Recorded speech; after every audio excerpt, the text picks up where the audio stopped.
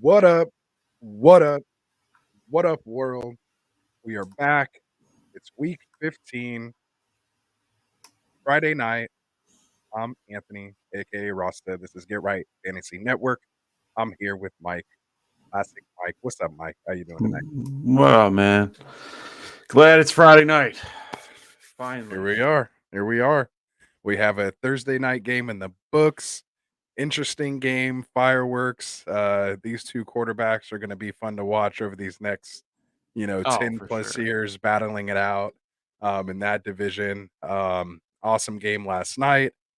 Shout out to those of us out there that were silly enough to sit Kelsey like I did. So, also in a bad mood for that.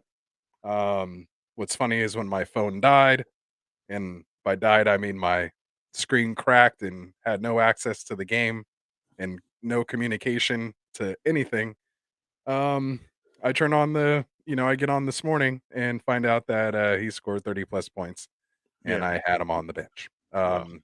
He only had 30 yards when I last watched the game. So it's just that kind of day. Hopefully your playoff week didn't start out like mine did. Hopefully you had some Mahomes. Hopefully you had some Tyreek Hill. No. Hopefully you got in there and got your uh playoff week started right. So let's get into it, man. It's the Start Sit Show Friday night. We're gonna get into the questions. We're gonna go through game by game, break it down, let you guys know who we're starting, who we're sitting this week. And of all the weeks, if it's not crazy enough, we've finally been hit by the injury or the COVID bug. Yeah. Over what is it? Over 100 players At least, yeah. have been put on COVID. We have games being postponed, which we'll get into it, but I'm not actually too happy about that. They said they weren't going to push games, and I don't think it's fair for the people that had to miss COVID games earlier and teams that had to play without, guys earlier. They didn't postpone it for them, so Well, why they are they didn't doing it have now? they didn't It's have like, this many people though. yeah, but it's one of those things. So again, you could go either way with it. Yeah. If I was the Raiders, I'd be mad, man. You're gonna have a chance to get a win against the team that was gonna be depleted. Now they move the game. And then, not only that, then I think either they or somebody else, the Cleveland has to turn around and play again on Saturday. So games are going to be moving around. It's going to get crazy, man. So, Yeah. Well, I mean, um, they still have the advantage here. I mean, honestly, they only will get back maybe 2 players, if that, maybe 3 or 4, but they're not getting back many, and that's if they get cleared. That's the whole point, is that yes, they're still gonna, they're gonna be at an advantage or a disadvantage, the Browns, but Raiders still have a little bit of an advantage here. So there it is. yeah. So we'll definitely get into that. Yeah, man. So just real quick, take care of a little housekeeping here. Make sure you guys visit www.getrightff.com. We have our articles on there. Obviously, we're here 4 times a week, Mondays, Wednesdays, and Fridays at 9:30 p.m. Whatever time that is Eastern. Apologize. I know it's pretty late out there. Simple math. We're also here Sunday morning. Mike's Sunday morning show starts sit. I try to jump on when I can, but he's been holding it down there Sunday morning, getting your guys' actives, inactives. So make sure you check that out as well. And of course, make sure you hit that description. Check down below. Scroll down and you'll see the link to our Get Right Fantasy Network Sleeper channel. It's basically a private page that we have. We share injury information, start sit questions, off air. It's a nice little community we have there. So make sure you're a part of that. And one little advantage of that is we have our ambassadors.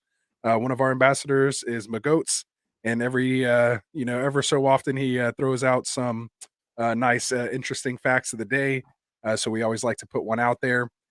This week or this today's interesting fact of the day is it's baseball related. So it's not always football in there. He's going to throw some other stuff out there. And here it is.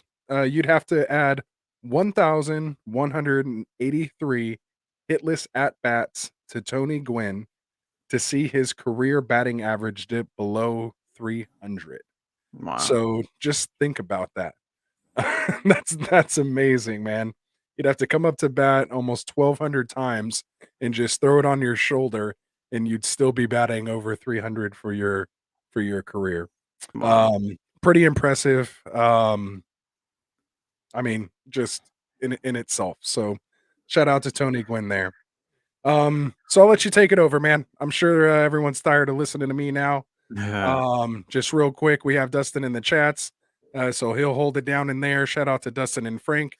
Also here, part of the Get Right crew. We have a couple people showing up here. Drunk Squidward, what's up, Drunk Squidward? We have Dim Boys in the house, of course, What as up? well. So what's up, Dim Boys? And yeah, man. So I'll let you take over here, man. Week 15. What do we need to look out for, man? Starting tomorrow, we have a Saturday game. So Yeah, we have a Saturday game. We got a couple things that move. So, like we were talking about before, Browns Raiders. That game got moved from Saturday 4:30 to Monday at 5 o'clock Eastern. So the Browns and Raiders get moved to Monday. We also have the Washington football team versus the Eagles. They're going to be moved to Tuesday at 7 p.m. Eastern, along with the Seattle Seahawks versus the LA Rams. They're being moved to 7 p.m. as well on Tuesday, which I'm kind of upset about. From the way that it looks as if they're going to have only one televised per wherever your network is, from my guess, unless they put two on and have one on like NFL Network or something. So I'm kind of hoping that's the case where at least have the ability to watch both. Because I honestly rather watch the Seattle Seahawks versus the Rams, compared to the other one. So we'll have to wait and see. There's a bunch of players on both teams or on all these teams that are out because of COVID. We're going to, break it down a little bit for you. Just I wrote down a huge list of who's out, at least the notable players, the guys that, we care about knowing about and, about when they were on the COVID list. Um, the the ones that I'm going to mention that are more than likely the ones that have a better chance to play compared to the ones that were just put on. Because apparently, teams have until Saturday at 4:30 to be activated and eligible to play. But some teams may activate a player in hopes that they get cleared, but doesn't mean that they will. So you should be having backups for all these guys at all particular points during. So if you have a guy that is in the Rams game or in the Washington football game, those games you should have somebody else or play somebody on Sunday that for sure that they're going to have the game, because apparently a whole thing. Wilson actually, one of our ambassadors, posted this in our sleeper channel. There's a possibility that if this game gets more people added to that particular list in any shape, way, or form, this game could either get postponed farther or it could be canceled altogether. So, and the way things are, I don't think they're going to try to cancel it. I think they're going to try to get everything in as the way that they intended to. I think they're going to try to push forward with it. Because they already did that to help the players in general. The whole reason for this was to get them the game check, just because they've been having a rough time. This was a rough week, like compared to every other week. I mean, they had over 70 to 100 people in a matter of less than 2 weeks. So everyone is trying to make this work, and especially since it was the only 1 week that we had this happen. Compared, I mean, other weeks we've had what, 2 on the list, 3 maybe here and there. So you can definitely see the spike in week 15, of players. The ones that are notable that you could probably count on, possibly playing, Darrell Henderson. He was put on the list December 13th. This gives him a better chance to play, but there's no guarantee here. I'm not saying that they will play. I'm saying they have a decent chance of playing, and it's only because their timing on the list being put on it. Another guy is Odell Beckham, because he just had one negative test already. So if he has another one, he can be off that list. because he's vaccinated. So thankfully, we'll see how that that works. Rob Haverstein, I mean, their right guard or right tackle, he was on it just like Darrell Henderson on the same day, and Jalen Ramsey. Those guys are, all three or all four of them on the Rams have the ability to possibly be available, but we aren't going to be sure until probably tomorrow. And a little something different that we're going to be doing tonight is the concept that we're probably not going to talk about those 4 games because we're not sure of about what's going on. Even the Bears game versus the Vikings, they have 8 or 9 guys that are out due to COVID. Andy Dalton, Allen Robinson, who got added today and yesterday, they're not going to be available for this game. There's a bunch of guys that got added today that, Tyler Higbee, who was originally a false positive, who now is currently positive. So there's just so many things that are going on this week. I understand that we usually try to break it down a little bit, during the show, and we kind of break the games down. We're going to do the best we can. Like I said, I have a full list, so we know who is, who isn't, who might be, who might not be. The only ones that we know for a fact that have come off of it recently are Myles Gaskin, Salvin Ahmed, and Mark Ingram. Those 3 have come off the COVID list. They will be available to play for sure. They've already been cleared. They've already been ready to go. Since their tags are finally changed. They had Mark Ingram on that tag all day, and they didn't change it until like 5 hours later. So I took advantage of that. But right now, like I said, this is going to be a very tough thing to try to figure out, even with injuries added to it. So the only ones that kind of get helped with the injury part of it are guys like the Eagles with Jalen Hurts, who currently he didn't. I don't think he practiced all week, and now he gets the extra day of practice to be able to play. Let me just double check my work here. I think he was splitting reps. He was limited and then full, and they split reps. Correct. So it just gives him an extra day. So for him, it's helpful, so it helps a couple teams. It hurts a couple teams. So this is a very complicated situation. So we're going to try our best to kind of, help you guys with this and kind of adjust as we go. The biggest injuries, the ones that we know for a fact that are going to be inactive that we heard about today, are for quarterbacks. We have Daniel Jones. He's already ruled out with his neck injury. We found out that Tyron Smith, he's going to be out today as well. For running backs, it's Damian Harris for the Patriots. He's going to be out as well. Carlos Hyde for the Jaguars. Let's free James Robinson, hopefully. We have DeAndre Swift. He's going to be ruled out again. That's something to keep an eye on. This is, I think, the 3rd week in a row that he's been out. So that's going to be tough as well. There has been no news about Jamal Williams yet, about him coming off the list yet. You have Kareem Hunt, who's already been ruled out.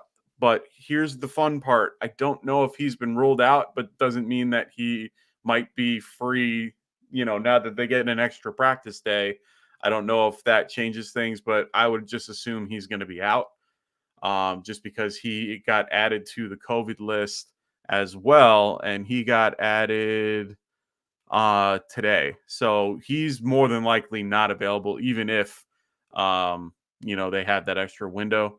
Elijah Mitchell, he's going to be ruled out as well with the concussion and the knee. You also have DeAndre Hopkins. He's going to be ruled out as well for the season. This is a little different. He will be out for the season. So redraft leagues, or, unless it's a keeper league, be aware of that. Darren Waller is out as well. This might be a season-ending injury for him as well. He's been out for the last 3 weeks since Thanksgiving. Just be aware of it. Keep an eye on it. Hopefully he comes back. I mean, I know we're all relying on him. And TJ Hawkinson, another guy who's going to be out for this, for the season as well with a hand injury. He had hand surgery the other day. So this is a lot of, big injuries that are out. and a lot of things going on. So, hopefully we can, give you what you need for today to get you guys through your playoffs and everything like that. So, Absolutely. Well said, okay, man. I'm done. Well said. No, you're good. You're good. You got to get it out there. I know Um, there's so much. yeah, it's crazy out there, man. So again, we're gonna help you get it right. Get these things in there. And let's start by getting into the chat, man. Let's get Yeah. we have some questions going on in here. So let's get to it, man. We'll power through these and then get through our game breakdowns. And I know that was kind of in depth there, but we'll Yeah. definitely let who we're starting, who we're sitting in these games, Yeah. and we'll get at it. So again, keep those questions coming, fire them off in the chat, and let's get to them. So first question of the night Yeah. comes from Dem Boys. He says pick two to start at flex. He has Javonte Williams, Zeke, Rashad Penny, Christian Kirk, Gallup, or KJ Osborne. Yeah, this is probably one of the hardest questions I've seen so far because these are all guys that that I wish I could be playing right now.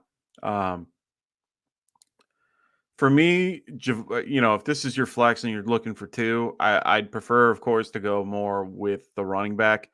Um, for me, I feel a little bit, with this particular group of guys, Javonte Williams has been on fire lately. I know he's a little banged up, but he's okay. They did say he will play and get his normal workload. So I feel comfortable with him. Penny, I understand, had a great game last week. He, did well against the Texans. They're going to be going against the Rams. Yeah, the Rams have been beat, on the, versus the run, but it's not the same type of defense. They are a lot more, they are a lot better than the Houston Texans. So for me, I like Kirk, I like Gallup, I like KJ, I like all three of those guys. They're kind of at the bottom end of my wide receiver 2 group. Maybe KJ is a tad higher than the three of them, but for me, I like Zeke. So for me, it's Javonte and Zeke. Yeah, and I'm just gonna go with you there, Javonte and Yeah. Zeke. I have interestingly enough, I have Javonte. I it goes Gordon Williams, Zeke, at 14, Yeah. 15, 16 for me.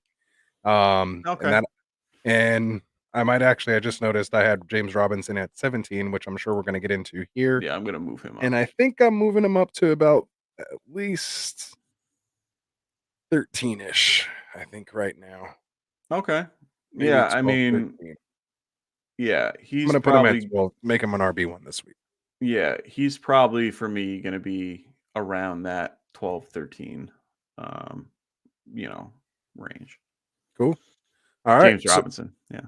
let's do it. I'm sure we'll get a lot of James Robinson questions here going soon. Yeah. So next question comes in from Drew. What's up, Drew? Drew Laro in here What up, says, "What's Drew? up, fellas? If both are healthy, do we start OBJ or Hindo in the flex?" Oh, Um, I'm gonna always, if you're gonna go wide receiver running back, I'm always gonna go running back a lot more times than not, unless it's like Cup or, or Tyreek or something like that, like guys that are guaranteed to get 10 to 20, 12 touches, or more touches. Um, but Henderson is the better option here. I like OBJ, but not, yeah, but that's if they're healthy.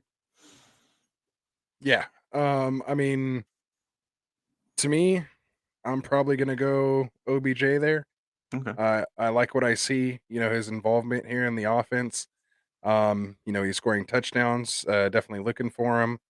Um, coming off a 6 catch, 7 target game. Scored a touchdown in each of the last games. Um, I think I might take my chance with OBJ. I just Okay. gotta worry about Hindo splitting carries with Sony, and then, like you said, I think he probably would have been ruled out had they been playing at their normal time. Yeah. But like you said, they get the extra time, so he may be there, but it might be more of a split backfield. Even when he is completely healthy. Yeah, I So mean, the other week he was active and Sony literally had every carry. I think it was 2 weeks ago, yeah, he before was he just in got an put. emergency role. Yeah, which, made it made it very difficult for every fantasy manager out there with Sony Michel trying to figure out, do I play him over certain people? I had the problem of playing him over guys like James Robinson or I think I had Gaskin at the time in a decent matchup. So, for me, or Chuba Hubbard or something like that, where I was like, who do I do? What do I do here? And, I ended up playing Michelle and did fine. So, if you're the Hendo owner, you hope that you have, Michelle to make things a little bit easier for you for this particular week. Because otherwise you're going to be in a rough spot come that, that matchup and that time frame. That's what's going to be the killer for a lot of these games as well, is that even though it's sometimes good to be that late game where you can, you're hoping for more points. Like, I was happy when they changed it because now I have Stafford for a late game, and instead of being, either behind or ahead, I am now going to have that extra guy to be, to see where I end up compared. So, that I'm happy with it, but it can affect you on both ends. So Definitely.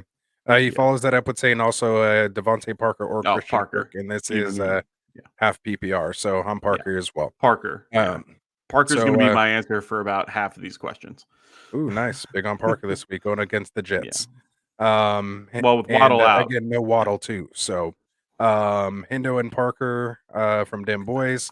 Dem Boys is also asking also if Lamar doesn't play, I have another QB for my super flex.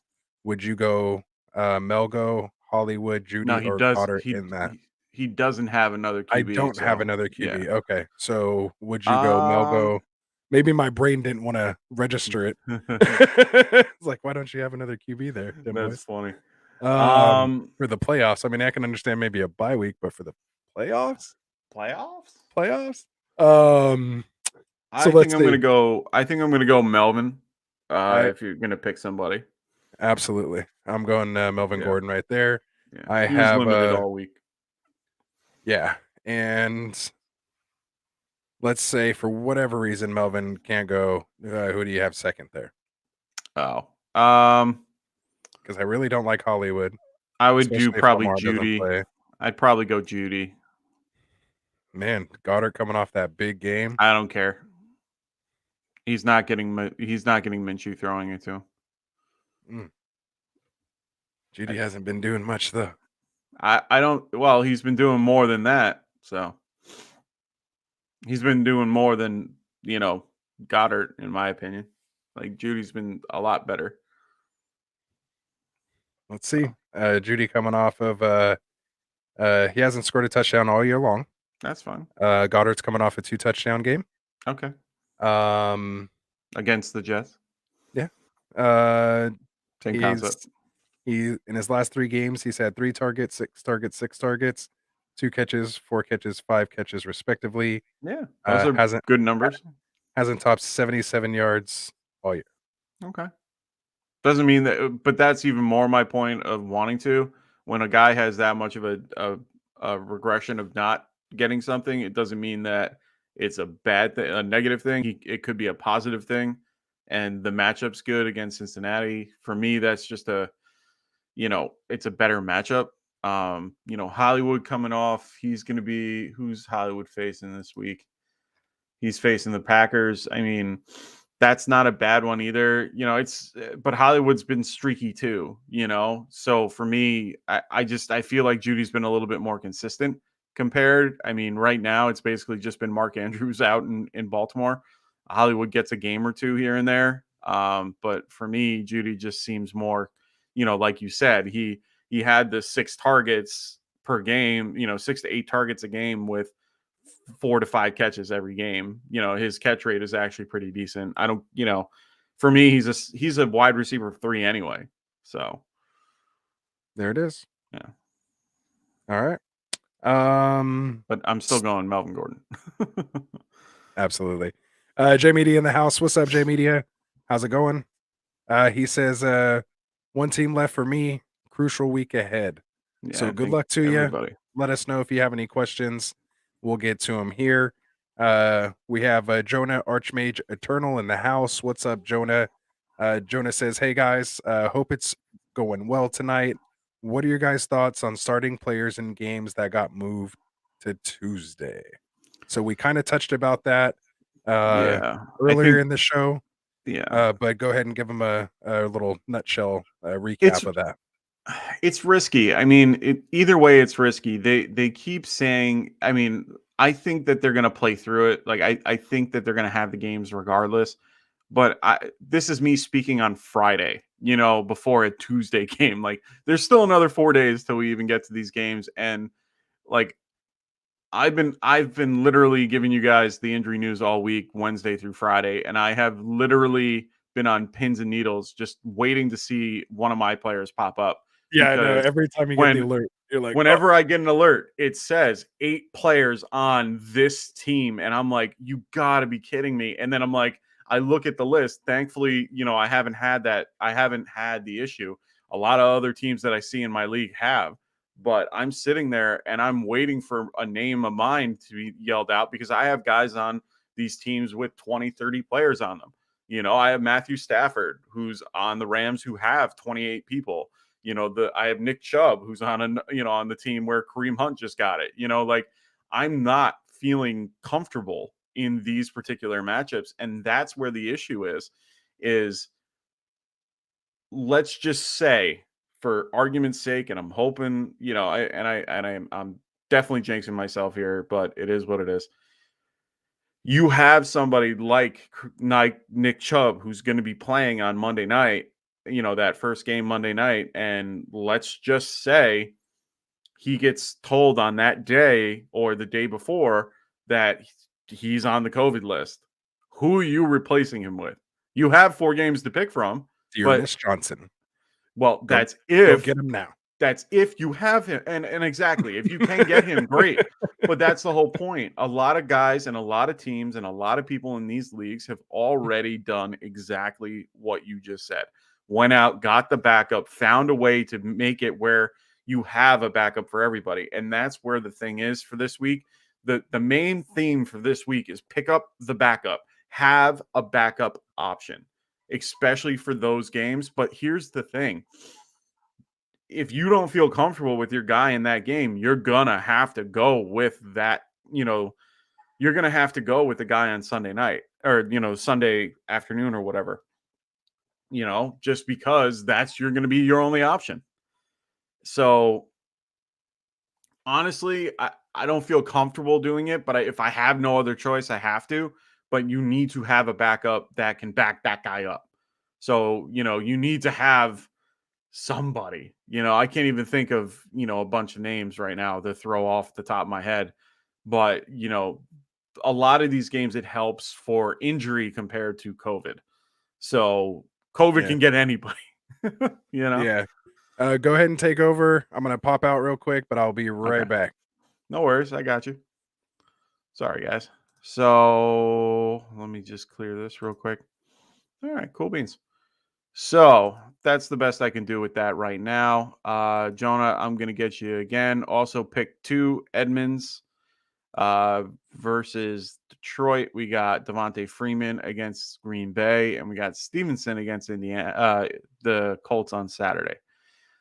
Whew, okay. So I don't know how I feel about Edmonds right now. I know he's going to be returning. They said that he should be cleared. They haven't done it yet. He's still on the IR. Last week we had the same problem.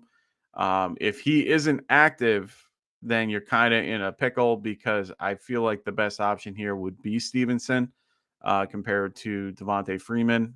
So I would go Stevenson. And I feel like after that, you kind of have a little bit of a window to kind of figure out who's going to be playing and who won't be playing. But if Edmonds is healthy, I'm going to probably play him. It's a good matchup. I think Connor's still banged up and he's coming on the other side of an injury. So I think that Edmonds can do well. So yeah, that's how I feel about that. All right. J Media going Zeke at the Giants or Myles Gaskin versus the Giants or versus the Jets.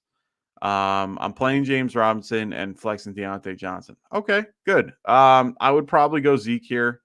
I hate saying that, but you can't get cute here.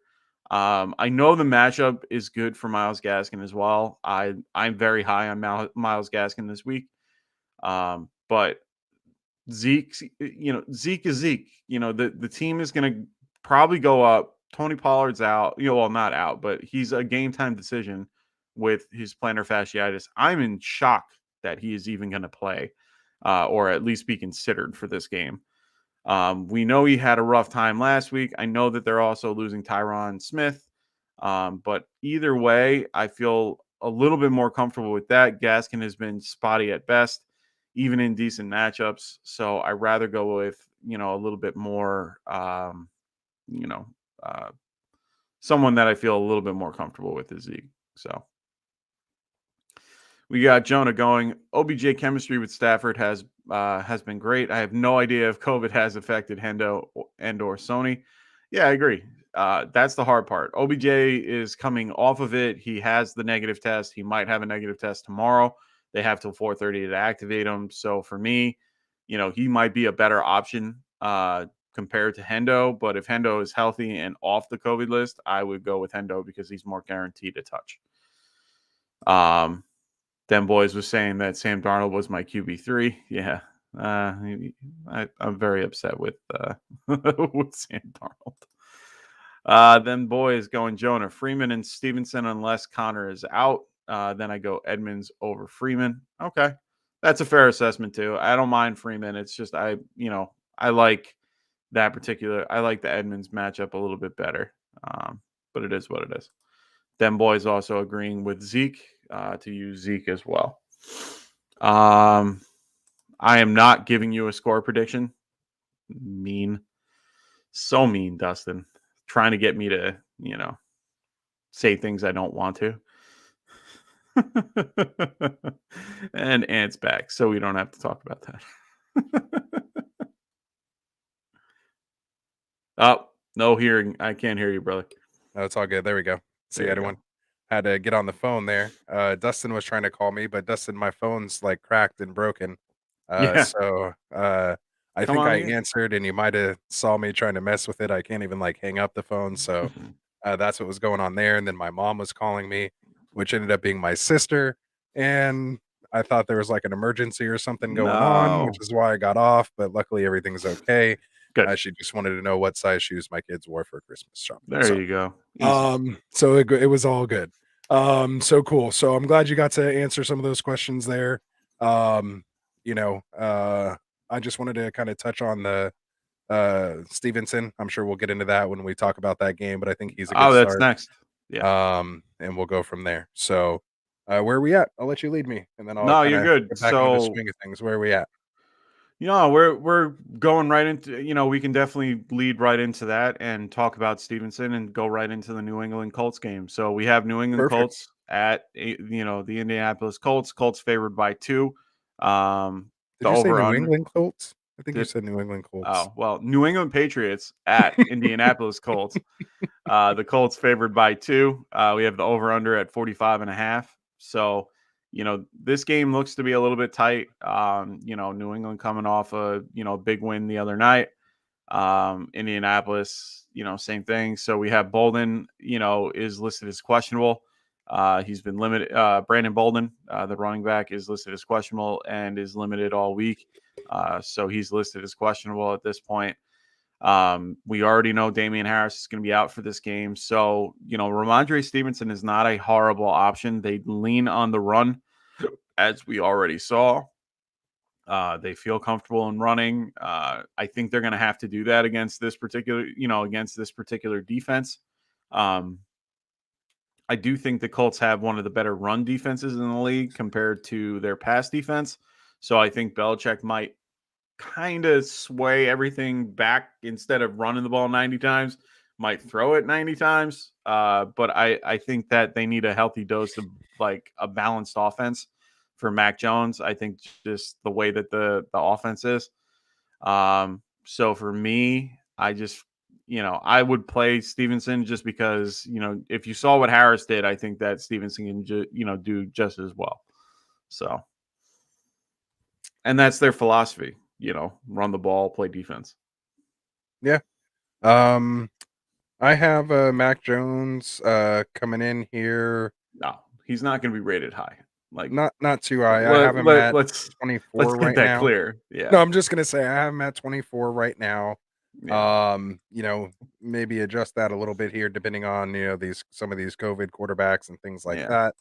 that. So again, that's gonna be all kind of all over the place. But yeah. So, do you like Carson Wentz in this game? What are your feelings about him? I don't think that I'd be playing once unless I'm Hey, in a don't say that. I 2 QB. gotta play Wentz this week. Hey, if he's your only option, I'm going with it. I'd rather play guys like Jimmy G over him. I'd rather play Tua I don't over have him. Jimmy G or Tua. Well, then you're shit out of luck, my friend. I mean, this is a tough. I mean, the New England defense has been very good.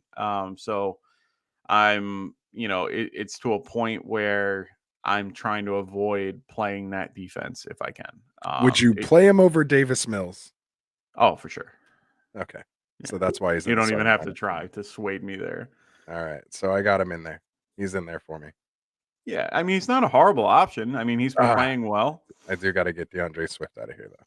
Yeah, got to get Swift out. Gotta get him out. Poor guy.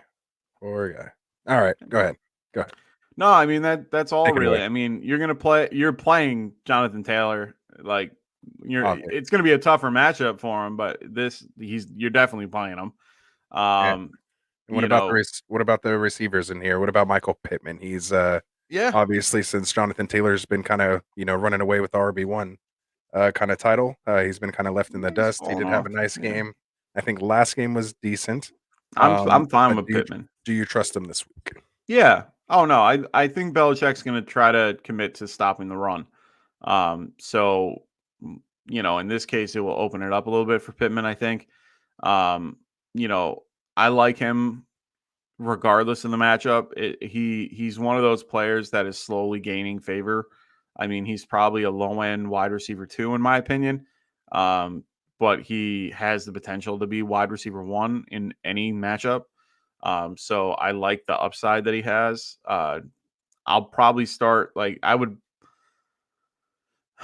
I don't want to say that I would start Jacoby Myers over him, but Jacoby Myers is definitely in that conversation because the Colts, secondary is questionable at best. But I love Kenny Moore. He's slowly growing on me. If you guys ever had a chance to check out the Hard Knocks, he's a really tough guy to hate. Or a guy to think that he's going to do poorly. I mean, the guy's second or tied, I think, with interceptions this year, with JC Jackson, I think, is the leader or something like that. Trayvon, he's right behind him. So, I think their secondary is a lot better than what they're perceived to be. But so you're telling me Algalore and Bourne? Do you like either of them this week? Bourne would be the only one on the line. I wouldn't play Bourne, but he's like a low end wide receiver 3. Ooh, I have him probably like wide receiver 4 or 5 territory. I'm putting him a little higher just because he has decent touchdown upside with a lot of stuff. He's increased in a lot of ways in certain situations. Aguilar is just snap so hard. share is just so low. I know, but he does. But that's the point. When he comes in, he's used accordingly. True. He's not being just thrown out there.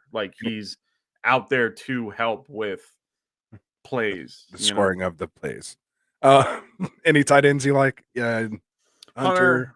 Yeah, I mean Hunter. I mean, if you're gonna have to pick a tight end out of this group, Hunter. Hunter Henry is definitely the option. I like Mo Alley Cox.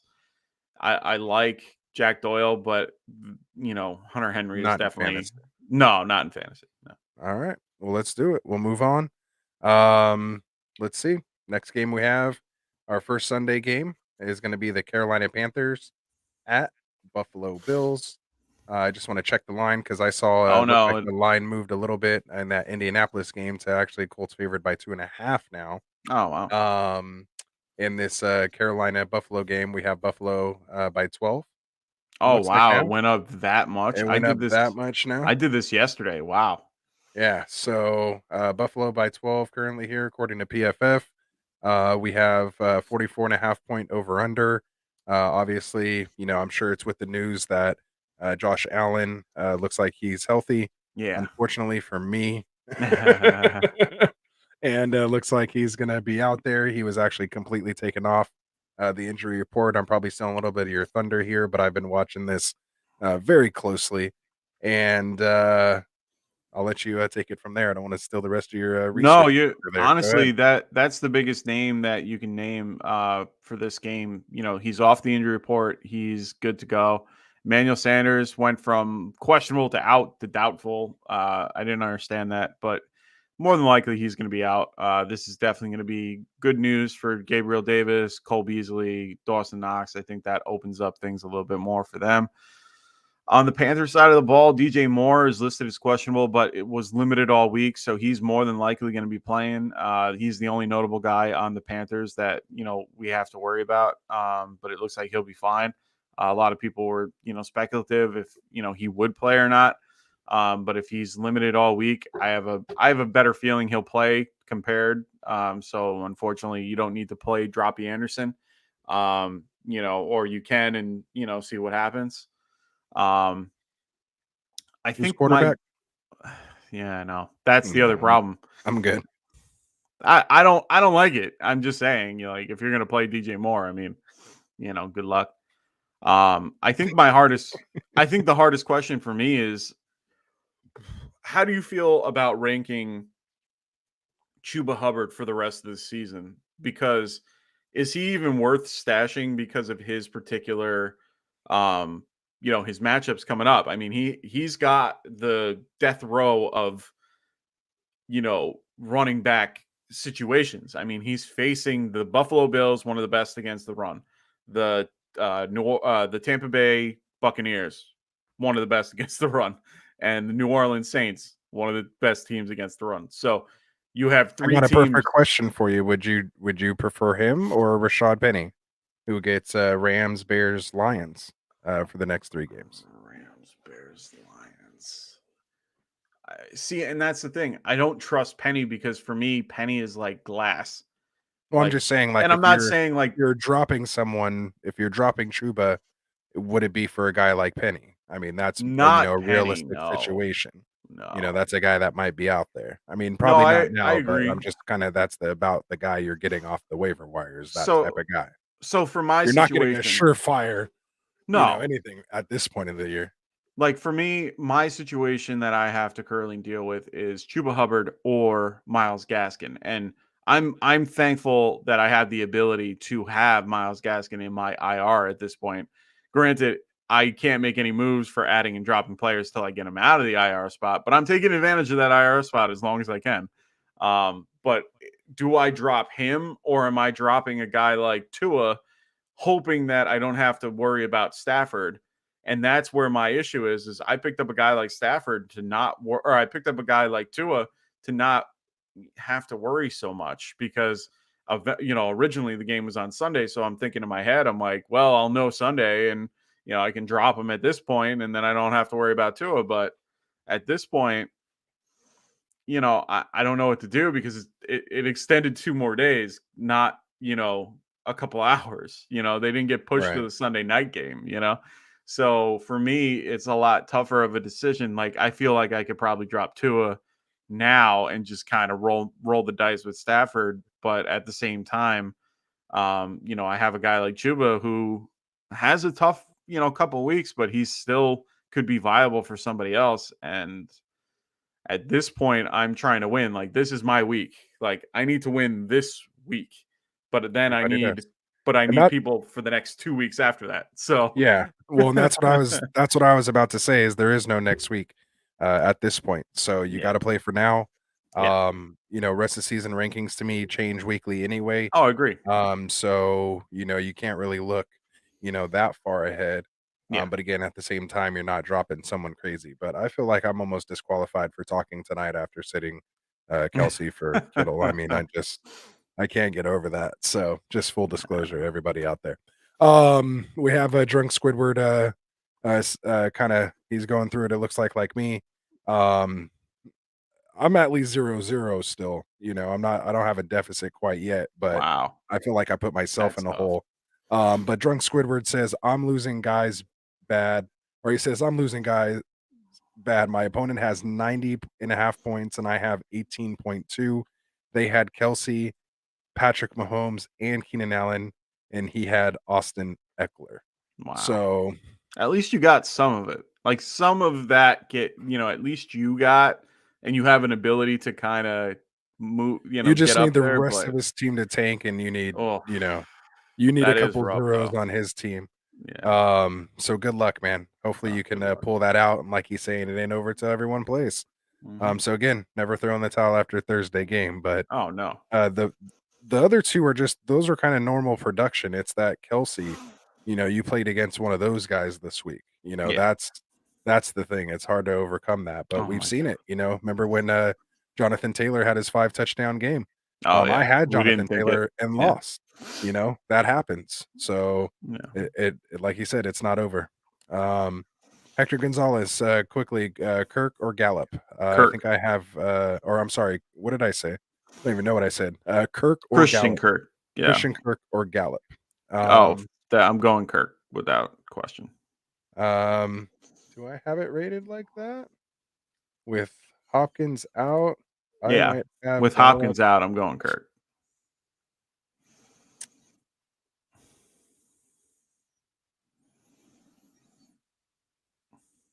I think I have, that's why I had to look, and I'm quiet here because, yeah, I have Gallup at 27 this week and Kirk at Damn. 35.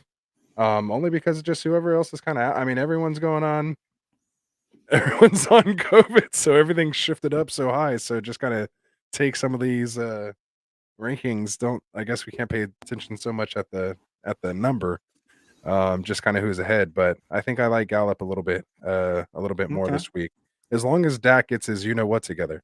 I mean, Yeah. it all depends on him, and it's probably what's making you gun shy.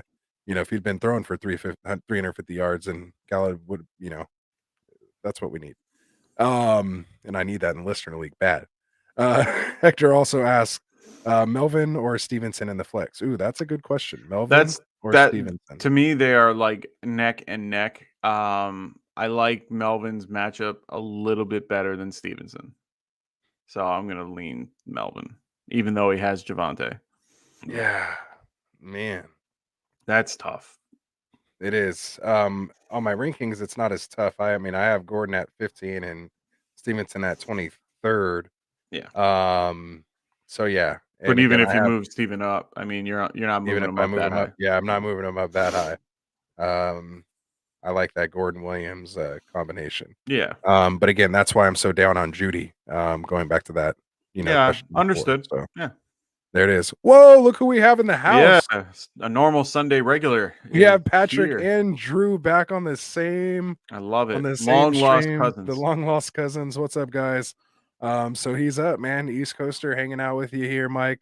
Yeah. So shout out to Patrick, man. I'm sure he'll have some stuff later on in the show here. Keep the questions coming.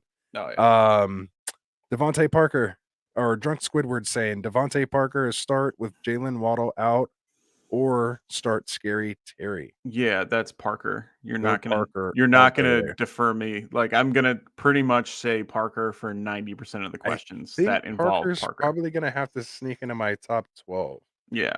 Yeah. He's Like he gonna be might a be top right 5. there Yeah. He's gonna end up in the top 5 and he's gonna be a um because with Waddle I had him at yeah. like 30, and now I got to get him up higher. I would probably put him roughly just below 15, like around that area, but I still haven't looked yet, but he's gonna creep up Yeah, to that's a got very Patterson, Chase, Keenan yeah. Allen, DK Metcalf, Hunter Renfrow range for me. 12, 13, 14, Yeah. 15. Kind of have him Yeah. in there. Maybe Yeah, after DK. I'd put him around Hunter Renfro Yeah, for I think I sure. put him right in front of Renfrow. Yeah. That makes yeah. Yeah. That makes Renfrow going sense. In against this Cleveland on that matchup, Tuesday game. Yeah, I'd rather yeah. start Parker playing that game early. And that's the other thing that kills me about the Kelsey thing. I should have just played the guy that was playing on Thursday. Because the Yeah. thing that's going to kill me worse is if Kittle goes on COVID. Yeah. Yeah. Roster Reaper in full effect. Oh no. Toss Oh, likes, he said it. boys. He already said it. So throw it out there. We appreciate it. If you're watching, hit those likes. And I guess this is a good time that more than ever. Underdogfantasy.com. If you've been there, check it out. If you haven't, when you do sign up, use that promo code Get Right. When you do, you will get a 100% bonus match up to $100. So make a deposit of $100, and they will match you another $100.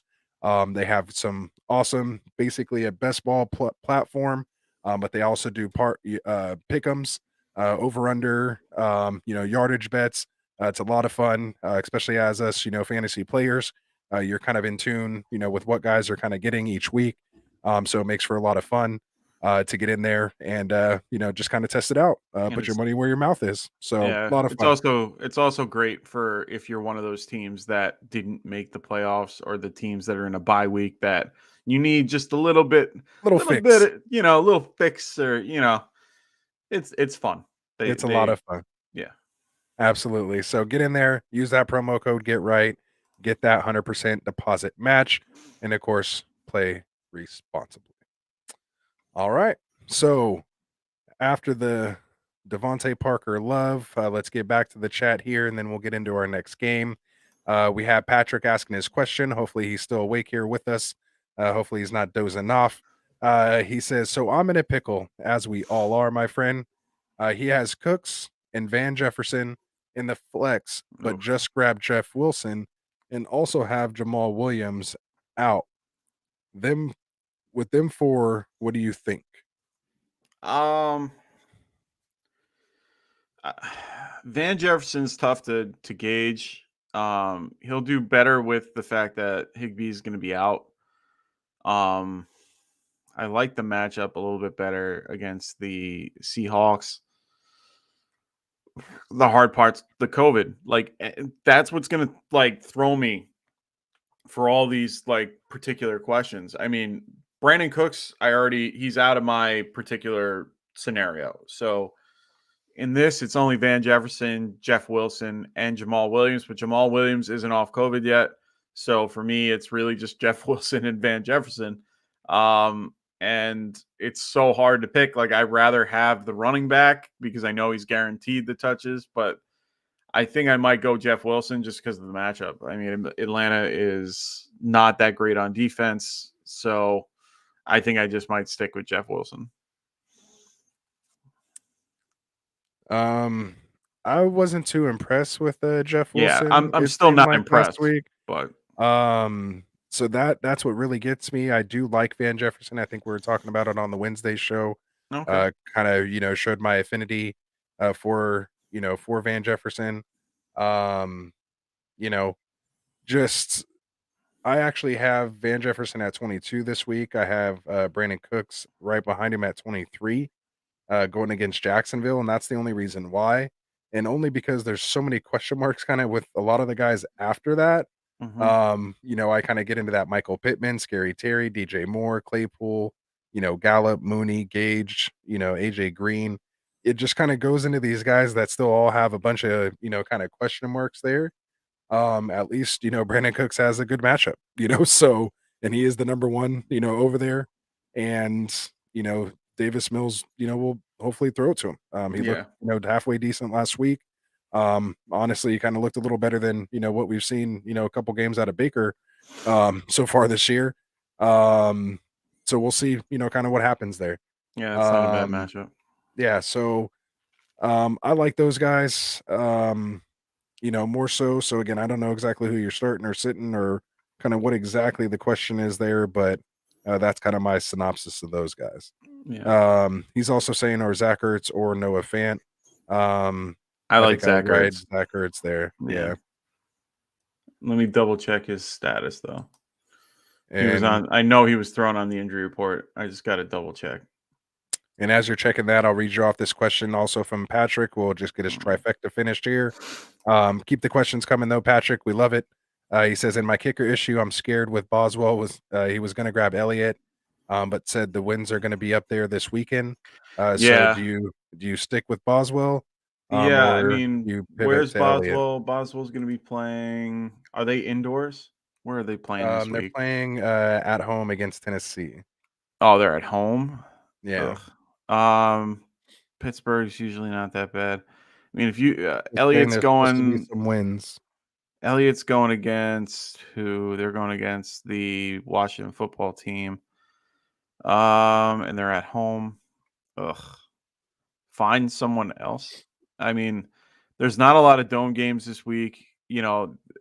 From what it looks like, there's only one dome game. So if you're, or I think two dome games. I apologize. Two. You have the Rams and the Detroit Lions. So I doubt you're able to get Matthew Prater.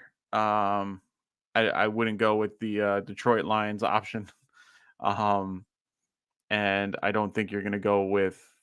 I mean, if Jason Myers is available, maybe he'd be the better option. But if it's going to be that windy all weekend from all different places, maybe finding guys in the cities that aren't. I haven't looked at the weather report yet. Oh, Indy's in a dome too. So I mean, if you want to pick up their guy, but Blankenship is probably done for the year. So I don't think they're. I forgot who they have. Yeah, it's that other kid there now. Yeah, I forgot who it Forgot was. his name. But honestly, I mean, I might stick in the flames of, stick with Boswell at this point. I know he had a rough game the other night, but he ended up salvaging it. So I don't know. I think I'd stick with Boswell and just, so you don't have to make too many, moves there. There it is. Yeah. See, Patrick, we gave you a lot of airtime there, especially with hitting it hard with the kicker analysis there. So Come on. I give him kicker shout news. out to I give him kicker stuff every Sunday. classic Mike breaking down your kickers and your defense and special teams here. We got it all for you here at Get Right Fantasy Network. So let's go, man. It's Friday, man. It's playoffs. I'm excited. Let's do this thing. We got Drunk Squidward in the house saying I have 3 Dolphins starting. Would that be stupid? Dolphins defense, Miles Gaskin and Devante Parker. Nope. Like all those guys. Fire I'm up, starting man. Parker and Gaskin. I mean, if I could have grabbed the defense, I would have. There it is, man. There it is. You're fine. I'm starting 3 Niners. I'm starting Niners D, Debo Samuel, and George Kittle. Let's get it done. I'm right there with you, Squidward. He says, I love the Dolphins matchup against the Jets, and that's why you do it, man. Pound that matchup. I'm going against Atlanta, man. That's what I'm saying. And we're at home. Drunk Squidward says, I'm going to be glued to the Jets and Dolphins games. I don't blame you. When you got I'm in the same boat, man. Yeah, exactly. So Patrick back in the house. Keep him coming, man. I love it. Would you sit Metcalf? I feel he's due for a monster game. Do not lock it on Metcalf. the COVID list, man. Yeah. This might be the actual game where he does something.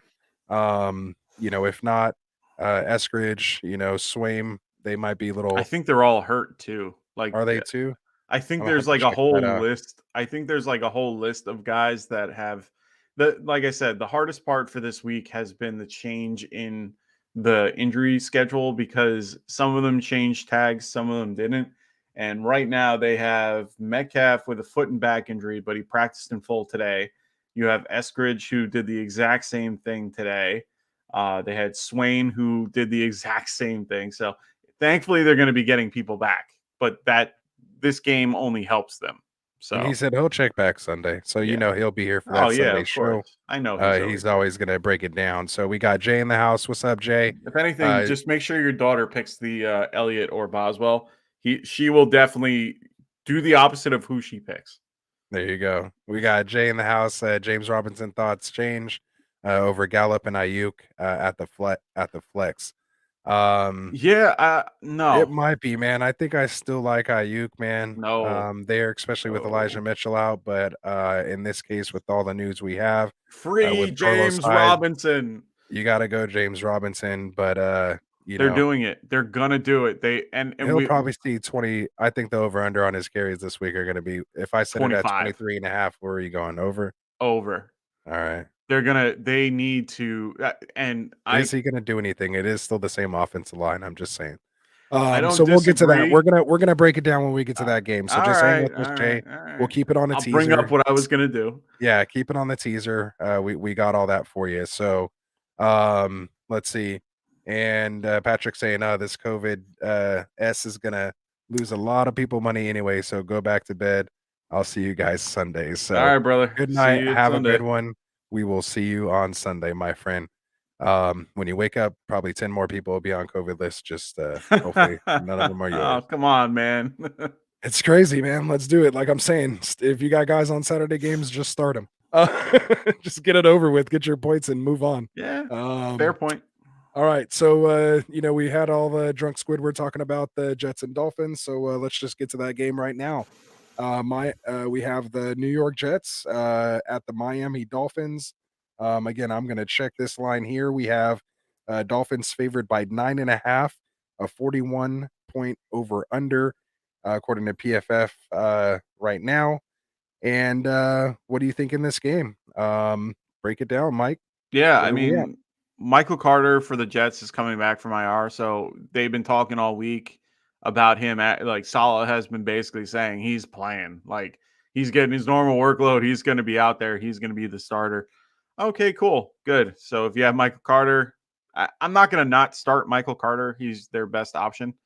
Um, so he's going to be out there. You have Gaskin and Oddman coming back from from COVID, so they'll be there. But they lost Jalen Waddle to COVID, so this opens up everything now and makes it where Devante Parker, like we just been saying, like he's in the high end wide receiver too.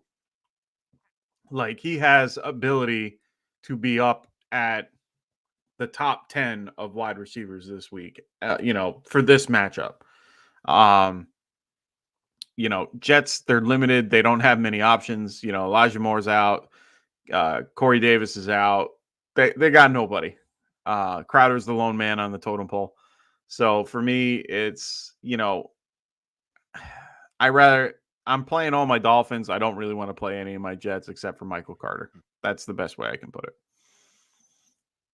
And I'll There it play is. everybody. Just anyone on the Dolphins, Gasecki, Tua, Parker, anyone you can find, even if you're gonna throw, like if you're in a 10 team or a 12 team, or not 12 team, like a 14 to 16 team league, go Mac Hollins. Like when in doubt, play Mac Hollins. Like he is always guaranteed to have a touchdown some one week or another. Like they always target him in the red zone.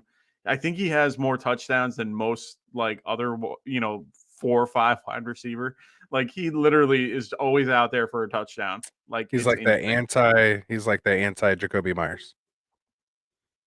Oh yeah, yeah, yeah. Barely out there, but gets a touchdown. It gets a touchdown. There it is. The total opposite. All right. So yeah, don't want to spend too much on No, we that don't. game. This game and the Should next be a game. big Yeah. blowout. So again, we'll get through that. Next game on the docket, we have the Arizona Cardinals at the Detroit Lions. Let me go over here. We have Detroit, or I'm sorry, Arizona favored by 12.5. Oh, they dropped it. Okay. 47.5 point over under according to PFF right now. Break it down. We got Edmonds. Is he playing? Connor, is he playing? He was banged up on the last play of the game. Yeah. So was Kyler Murray kind of limping. What do we have here? Yeah, I mean James Murray, not James Murray. Wow.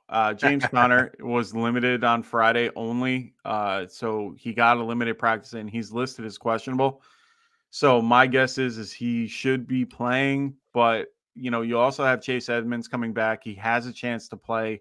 They haven't activated him just yet. He's still on IR, but he has the opportunity to return.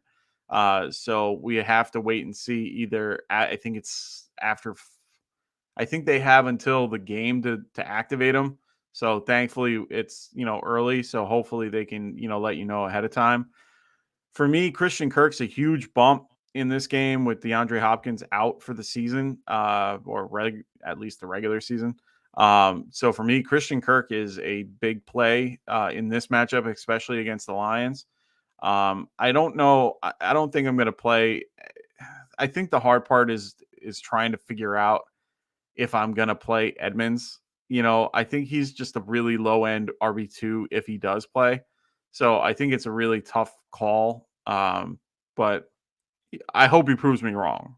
So you can't play anyone from Detroit, though. I mean, maybe this kid, Greg Reynolds, like, I just can't play anyone from this team. Yeah. Yeah. I mean, I'm right there with you. I do like Kirk this week. I do want to ask you, do you like Kirk or Gage this week? Kirk. Kirk or Mooney this week? Mooney. Ooh, I like the sound of that. Yeah. Kirk or Gabe Davis this week? So, Kirk. I don't like that answer, but I like Gabe Davis a lot. You like Gabe Davis or Bateman? Gabe Davis. And what about Gabe Davis or Jeff Wilson in the flex Oof. PPR? I would probably go Jeff Wilson just because of the guarantee and the better matchup. Okay, interesting. All right, well there you go. So yeah, I'm there with you. I'm not sure exactly still where I'm gonna have Chase kind of settle in. Again, I want to see kind of what they designate Connor. So this is definitely one of Yeah. those, come see me on Sunday for this one, and we'll have to get to you on that one then. Just real quick, Patrick is just saying, "Oh, FYI, Anthony, you'll have to learn my horrific grammar." Mike has learned it by now. Only reason he graduated was because of football, and he's a union construction worker.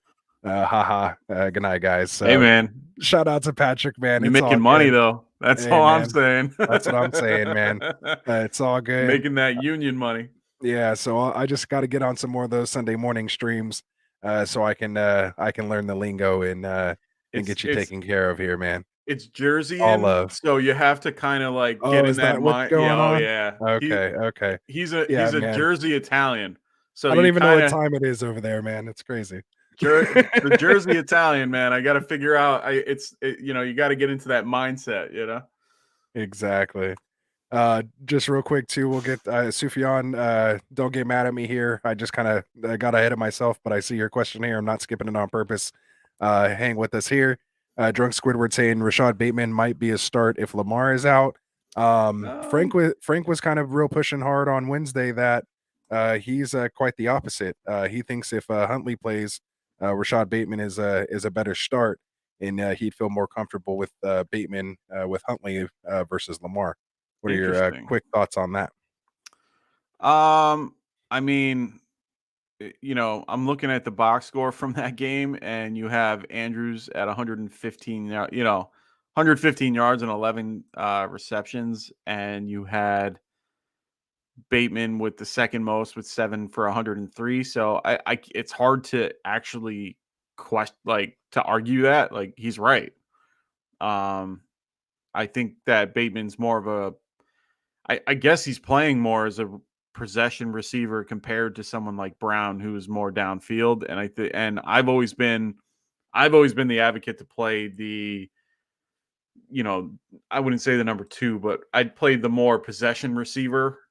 Yeah, he's running those intermediate routes, which are nice. He's Those throwing the nice 15, short. Yeah, like that, 8 to 15 yards, kind of in that sweet spot where you still have a chance to do something with it after the catch. Agreed.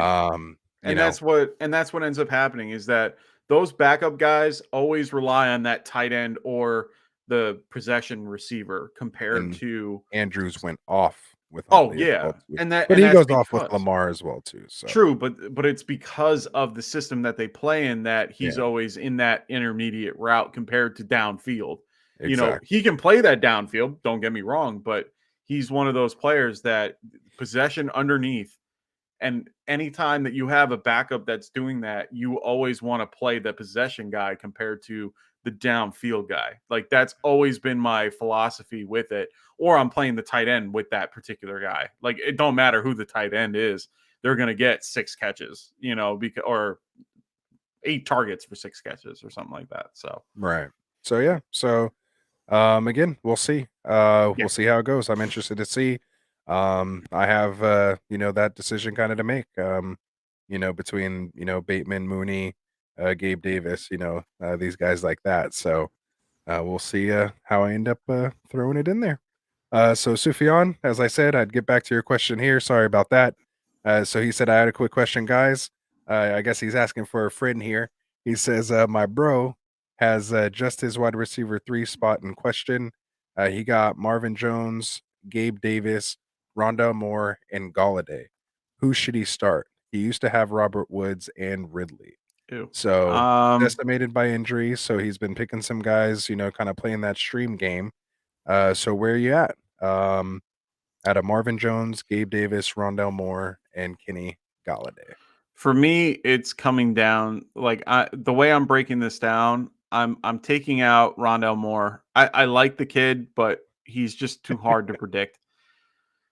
Kenny Galladay, his actual brother. He's number 1 in my money league. Nice. I love it. All right, go ahead. So, I mean, I'm taking Rondell Moore out of the equation. I'm taking Kenny Galladay out of the. Kenny Galladay has just been a disappointment. So for me, it's Marvin Jones or Gabriel Davis. I like both these guys this week in their matchups. I mean, Houston Texans are a defense you just exploit. They're actually we're going to get into this game in a little bit, but they're favored by 4.5. So if the Jaguars of all teams who are coming off losing their coach, which I can't wait to talk about. Yeah, we got to have fun with that on Wednesday. Oh, yeah. Oh, it just. I'll give you your time. It feels so good. Like I literally didn't know what to think. Save it. I can't. Save I it. can't. I might have to let it out. I might have to let it out. We got to get. He said, "Quick question." All right. So let's help us grow out. Save it. I know it's going to be good. I know you laid it out. Gabe Davis or Jones. I'd rather go with the wide receiver 1 option for a team. I think that they're going to try to, Jones has been barking the last few weeks. He came out, did well last week. So who you got? Let's go. And I like Gabriel Davis too. Let's go. I'm going Jones. All right. So I'm going to hit you like this, Sufjan. I'm rating it Davis, Moore, Jones, Galladay. Ew. Let's go. Oh, you're mean. Let's go. Why would you put Jones 3rd? Because what has Rondell Moore done that makes you put him at 2? It's Hopkins being out and the chance for him to have a big play with absolute Murray being back. I'm sorry. That is absolute doo-doo. I just don't trust the Jacksonville offense. I'm not going down with Jacksonville in my lineup. Give me they're the favorite. They're the ones that are actually a good team. I think they're a good team that was held back by a guy that sucked. Yeah, and they lost to the Houston Texans week 1. So but they lost, but they still had decent numbers. Just saying. I'm just saying. You're killing me. You're killing me slowly. Let's do it. Drunk Squidward's in here saying, tell Frank I'm on his side with Bateman. We will absolutely let him know that. Bateman's not a bad option. He will be. He's saying about the whole Huntley versus Lamar. No, I get it. Better for Bateman than Lamar, so he's right there with it. Hot fire. Perry Williams, what's up, man? How you doing? Start 2. Go ahead. No, I need to bring this up. So I know I felt it in you, so go ahead. I wanted to stop. Go ahead. DeAndre Hopkins, he's been out for what? He was out for the last 4 weeks, roughly. You would say he's been out since Green Bay. I would say. How long has Kyler been out too? No, I don't disagree with that too. I'm just saying. So no, but here's my thing. Even with both of them there or with Kyler there and Hopkins out, and Murray was only out for what, the 2 games? He was out. Other parameters. Yep. No, and then they had to eat a turkey sandwich for lunch. Go ahead. Since week 6, he's only had 1 game better than 5 points in a half PPR league.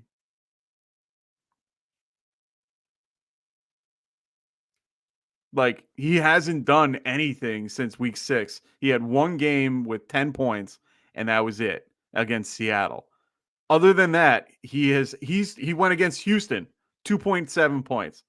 And that, like I said, half PPR. In Green Bay, he had 2 points.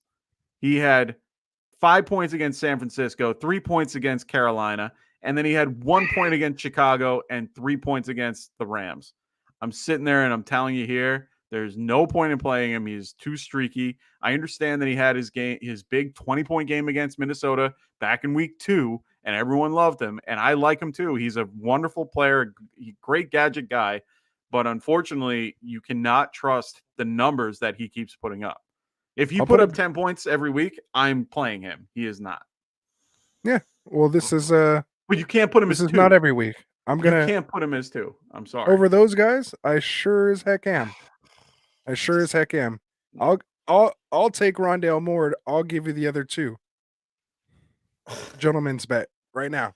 What do you mean? Like I have 2 guys that both of them. If either one of them overscore Rondale Moore this week, you win the bet. Oh, then I'm taking it because I know it's going to happen. Done. Done. All right, moving on. See, I got your back. Courage of my conviction. So Perry, there you go. See, you got a gentleman's bet out of us. Love the question. Keep them coming. So let's see. Where were we at? I think Perry had another. Oh yeah. I don't even think he started the question. It was his question that started this whole. We had to stop as we were asking his question. No, so, we were answering Salim Malik. Yeah, Sufyan's question. Sufyan. There we go. Yeah, it was Sufyan's question that actually got us in that argument there. So, shout out to him. There we go. Actually, shout out to his brother apparently. Yeah, for having the situation Fair that point. he's in. Fair point. And tell your brother to subscribe to the channel. Hell yeah! Don't tell him to get fantasy advice through us. Grab his phone. Go to YouTube and just put it in there. Get Right Fantasy Network and hit subscribe and hand it back to him. Yeah. There you go. It's simple as that, guys. You guys are going to all be around people on the holidays. Just grab their phones and handle that for us. Let's go. Let's make the push. Let's get it done. That's funny. So let's see here. We have Dustin in the house saying Rasta score prediction for New York Giants at Dallas. I'll let you know when we get to that breakdown. I'll throw that in there. Let's see. And Sufyan saying actually this is going to be Rondale Moore's first game with Kyler and D-Hop out. I know that, but maybe Mike doesn't. And that's why I think even if I do know that, I don't care. It's not going to change my answer. He doesn't care. See, Sufyan, it's easy money over here. Just call me the easy money sniper. I wish I could put money on it. I don't have a lot of money. easy money sniper too in the house. Let's see. Kicker question for you, Mike. Hope you're ready. Oh. Is Jake Elliott a start? Oh, Squidward, go back and rewind a little bit. He gave you a nice little breakdown on that question earlier, but can you give him you can start Elliott. There it is. Yeah, you can start him. I like it. I hate Elliott because of his 62 just watch the wind. I think he said there's you got to watch wind. You got to watch the wind out here. It's a Tuesday game, so I have to double check, but yeah, definitely watch the wind. I know Sunday is going to be windy out here on Tuesday. Well, all right. No, I know out in Jersey. I know Long Island's going to have like 40-mile-an-hour wind gusts at 18 miles an hour on Sunday, and the only reason why I know that is because my friend asked to play golf, and I went, no. There it is. Dustin saying why the Rondale hate? I don't like it. I just don't like it. He's saying lock that bet in. It's done. No, it's done, D. It's locked. We got him. He's saying bet I'll do that for him too. And then poor Perry saying you guys forgot my question. I didn't forget. I was going to tell him to go back. We got it. We got you, Perry. We got you, Perry. All right, let's get into it, man. So Perry says, start 2. He has Jacobs, Penny, Jamal Williams, and Wilson Jr. Wide receivers, we need to pick 2 of those. Van Jefferson, DJ Moore, or Pittman. And then we have to flex. One of the guys we're not picking. You pick one wide receiver 2. Oh, one wide receiver 2. Got it. Okay. I see that now. So let's go ahead. Let's start with the first part of it here. So let's pick 2 first. Jacobs, Penny, Jamal Williams, and Wilson Jr.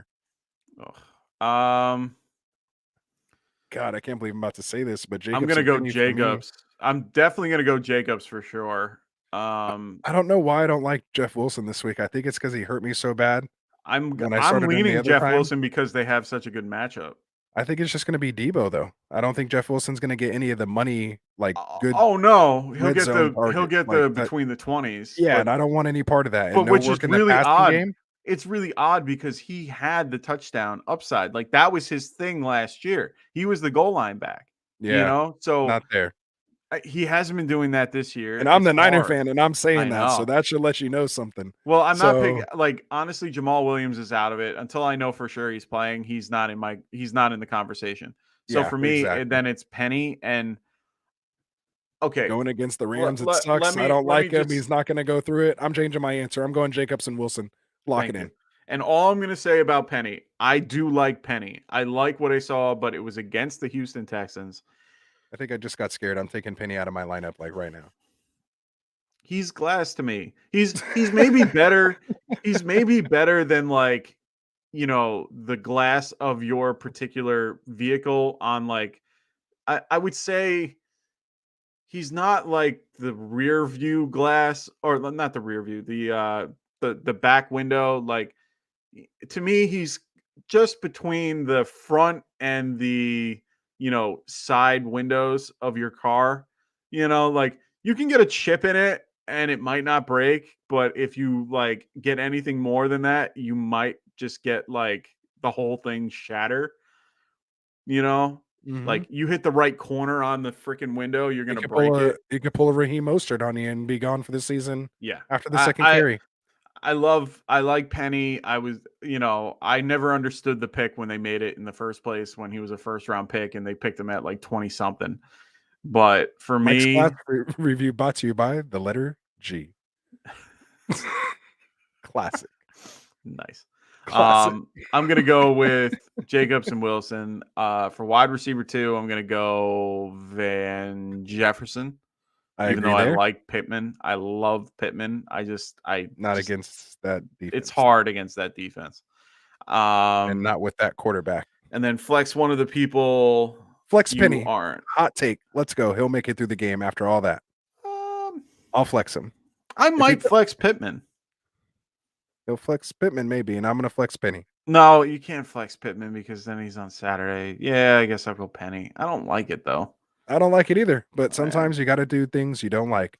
Sometimes I didn't like Benson Travis Kelce, and look how that worked out for me. Well, that's your own fault. We're moving on. We're moving on. Yep, it is because you guys didn't set my lineup. I did, and I'm taking full responsibility for that. All right, so where were we at here? Let's see. Drunk Squidward says, I think Scary Terry is starting to slip into my bench. I hate to say it. It hurts so much. Yeah. But it's not his fault as well with injuries. Well, yeah, they also have bad quarterback play. Yeah, they have 2 quarterbacks that's going to they have the same scenario as the Browns. They have Tyler Heineke, they have Kyle Allen. Both of them are going to be on the COVID list. So they're basically going to be playing with nobody. So I don't like Terry. Like I have him in a league that I have to play him. Like I have no choice. Like our listener league, I have him. And I'm just, I have a bye week this week, but not for the fact that I'm in the playoffs. It's for the fact I'm in the consolation. So it is what it is. We'll leave it on that note. Bring it back to a good note here. Perry Williams says, thanks, guys. Always solid answers. So that's what we do, man. We like to go in depth on your questions, let you guys know really what we're thinking, and kind of talk it out here with you. So we're going through it just like you guys are. And there it is. New subscriber alert. Usman It's Malik. the brother. I love it. Is it really? Yeah. Oh, yeah. That's the last name. Yeah. Sufyan Malik and Usman Malik. There we go. What's up, man? So, hey, what up? I wonder. So, is this Sufyan on his brother's phone? Is what I gotta know. Nice. So let me know if this is actually Usman or is it Sufyan.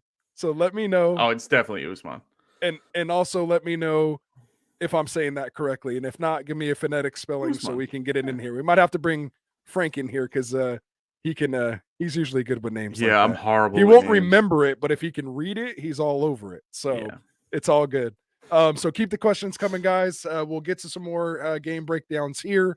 He did. Oh, there it is. Link. Nice. There it is. So what's up, man? Welcome, man. We appreciate it. Welcome to the Get Right Fantasy Network, man. Nice to have it. We're on our way to 300. So tell your friends, get the rest of those guys in there. Usman. Okay, perfect. All right. Nice. There it is. Yeah, we got it. So not bad. There it is. All right, man. So yeah, there it is, man. We're gaining it. Help us get to 300, man. We'll get into it here. So, and good luck to you, man. Said he's holding it down, number one. So, we always like those guys. That's why he's like, I don't need help. He's already holding down that number one spot. There you So go. Nice. he's somebody who can help us answer questions here. So an asset to the community. So what's up, man? Again, welcome. All right, so let's get to our next game breakdown I don't here. want to. And this is the one we've all been waiting for. Oh, no, it isn't. We have the Dallas Cowboys at the New York football Giants. Shut New up. York football Giants. And they were 10 favored and a by half. 10.5. So let's see where Jesus. PFF has them now. We have So 11. sad. It's gone up to Oh, 11 now. geez. So Dallas favored by 11, 44.5 point over under. So I will hand this over to you. No. And let's go ahead. So Yeah, it's my two favorite teams playing each other. So I'm sure it's going to be a good review all around. Oh my God. Any other year, I would love this matchup, and I'd be like so excited. Like I'll never forget going to my first Dallas Cowboys game, like at MetLife Stadium, and we ended up winning, and we ended up going to the Super Bowl that year. So yeah, I love this matchup. Okay, Tyron Smith out for this game. That's going to hurt their line, but not too much. Dak's been playing okay otherwise. Tony Pollard's listed as questionable. He's going to be a game time decision with the plantar fasciitis. I'm actually surprised by that. Not a plantar fasciitis. It's a torn plantar fascia. Whatever. He tore it. It doesn't matter. It's weird that he's even going to play. Yeah, it's outrageous. Go ahead. Sorry. He got 2 limited practices in, and he's going to be a game time call. So I'm still not playing him, even if he's available. Sterling Shepard is listed as questionable with a calf injury. This is new compared to the hamstring injuries that he's been carrying all year, but he was limited on Friday. Great, another new injury for Sterling Shepard. Don't even get me started. You can't play any of the wide receivers. I don't care if Shepard's hurt and then you have Galladay coming in who's quote-unquote healthy, and then you have Tony out on COVID. I don't like either one of them. I don't like any of the options. Like I'm only playing Saquon Barkley, and that's just because of the talent. Other than that, I don't feel comfortable playing Glennon. Maybe Evan Ingram. Maybe apparently he likes Kyle Rudolph way better than Evan Ingram. So I don't get that. Yeah, it had a huge because Evan Ingram can't catch. Go ahead. Anyway, go ahead. Yes, he can, but anyway. So I digress. Go ahead. Yeah, exactly. I'm playing all my Cowboys. I'm not playing any Giant except for Saquon and maybe Evan Ingram, but that's about it. There's nothing. There's no analysis. I can't give you anything more. You can't give me anything. You're playing all 3 of your receivers. You're gonna play Zeke. You're gonna play Dak. You're okay playing. It's a 10. You're favored by 10 or 11 points. Like 11. I'm playing all the guys on that team, not on the other team. This is a Jets question. The one I want to get at though is Barkley a playable? Yeah, you can play. So that's the real question here that I'm sure a lot of guys, are having. I'm playing Barkley. Myself. Are you playing him over guys? 5 or 6 other better options, so you're probably not. But yeah, I mean, are you playing him over Montgomery, Aaron Jones? Elijah Mitchell's out, so I don't have him. Are you playing him over Javonte Williams? No. Barkley I'd play Williams. Really? Yeah. Williams has been killing it. Stay in the Flames. Interesting. I mean, he got the touchdown last week. Saquon is literally the only good player that the Giants are rolling out. Like, you don't think everything's going to go through him? But my point is sheer volume alone, you don't think will outweigh the efficiency with Javonte? You don't think there's any regression there? I'm just saying that's an interesting take right there. So I'd rather have Javonte Williams over Saquon, and it's only because they've gotten to the point in their season that they are using they're not going to play Daniel Jones for the rest of the year. I can already tell you now they're going to shut him down. Like there's no point in playing Daniel Jones. If they play Daniel Jones, Joe Judge is losing his job. Yeah, he has that neck issue. They're I'm talking about sorry. You are not Peyton going to Manning. risk your first round draft pick that you had, regardless of how good or bad he is. You're not risking that for this neck injury. Yeah, And at this point, you already are aware that you're losing and you don't want to sound like you're tanking, but everyone in the world that's a Giants fan is telling you to tank. Just tank. Just lose out, play well. Just don't look like a freaking fool doing it. there it is. That's my issue. Well, not my issue, but that's the one thing that I want to have done. Like, I don't care if we lose. I just don't want to lose by like 30. Like, I don't want to be Get the shut Houston. out. I don't want Yeah, to be Houston Texans going against the Indianapolis Colts getting shut out 31-0. Like, if you want to be, if we can get 21 points out of this game, I'll be happy. there it is. That's all. All right, But I'm there not it is. saying it's gonna happen. But I If at you this do, point, hopefully that's 2 rushing on the ground for Saquon and exactly.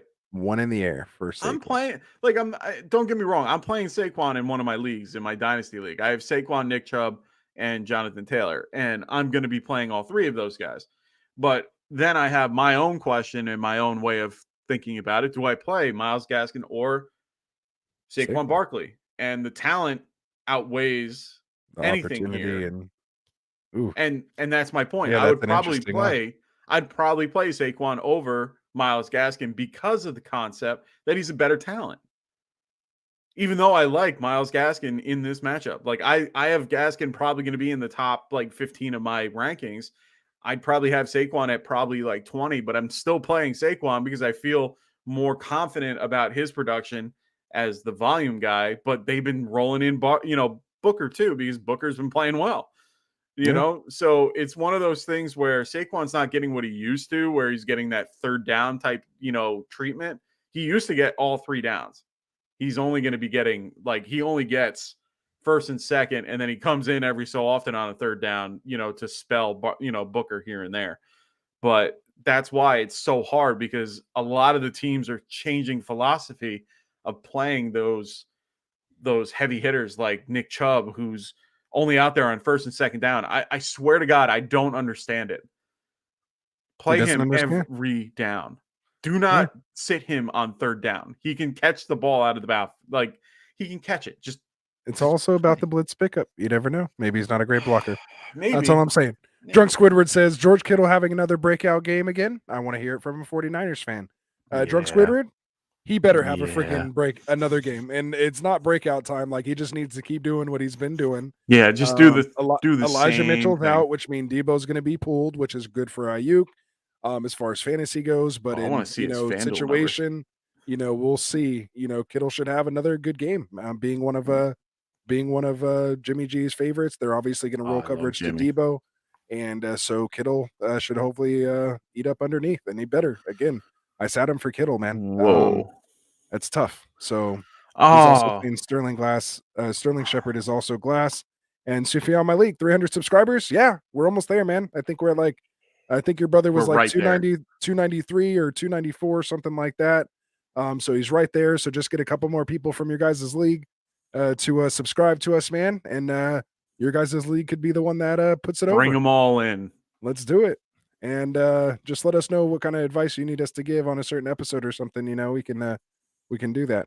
We should start something where we do like a private episode for like Private people's show. leagues. Yeah, like the league can hit us up and we can do what the just do footballers like do, where you only get like 20 people in the room and that's it. Yeah, and it's like everyone asking their questions or doing whatever. Just we all chat and stuff like that. So that'd be Yeah, that fun. would be Anyway, fun. we'll work on that. Maybe next year. Maybe during the off season or something for drafts or something like that. All right, so let's get to this next game here. Tennessee Titans at Pittsburgh Steelers. Let's see where PFF has it. We have the Steelers favored by 1.5, 43.5 point over under. Not like the greatest of exciting games this week. I just hope Deontay Johnson has a huge game. I'm going to need every point he can give me this week. So let's hope for like 140 and 2 touchdowns. So tell me, am I going to get that out of Deontay this week? What do you see? I don't know. This game, I mean, I think he could. I don't see that he can't. I mean, he's definitely Ben's favorite target. Titans are going to be without 6 players, and they're already labeled as out. They have Janoris Jenkins and Roger Saffold, who's their all-pro left guard. Funny side story: I've been having conversations with some of my Giants fans on one of my Facebook groups, and I keep having the conversation of Andrew Thomas being a all-pro, and they keep saying that he's an all-pro, and I sit there and I go, no, there's no way in hell he's an all-pro. And they just keep saying that he's an all-pro, and I'm blind. And I'm sitting there like, okay, dude, I've been watching football for a really long time.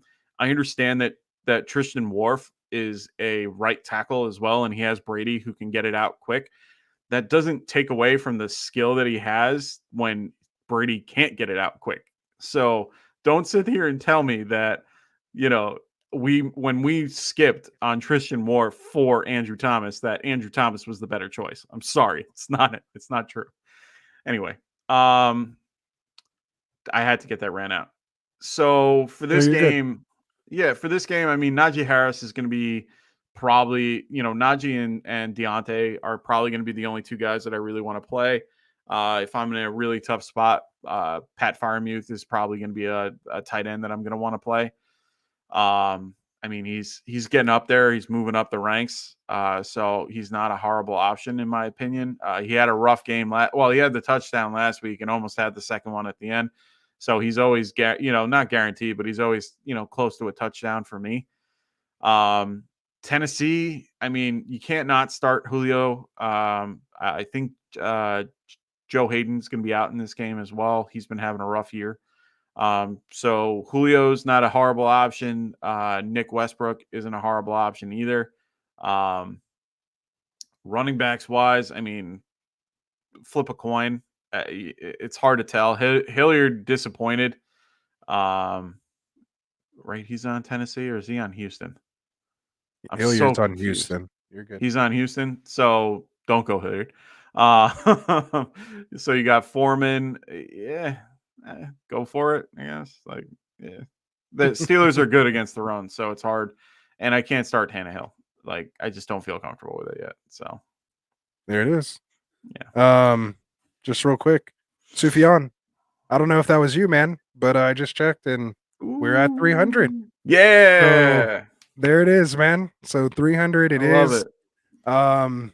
You know what? If you guys are in here when this stream is done, comment hashtag 300 in the comments, not here in the chat, but once the stream is over, or if you can somehow leave a comment, I don't know, somehow, but I want to give away a t-shirt, man. We're going to have to do this. Yeah.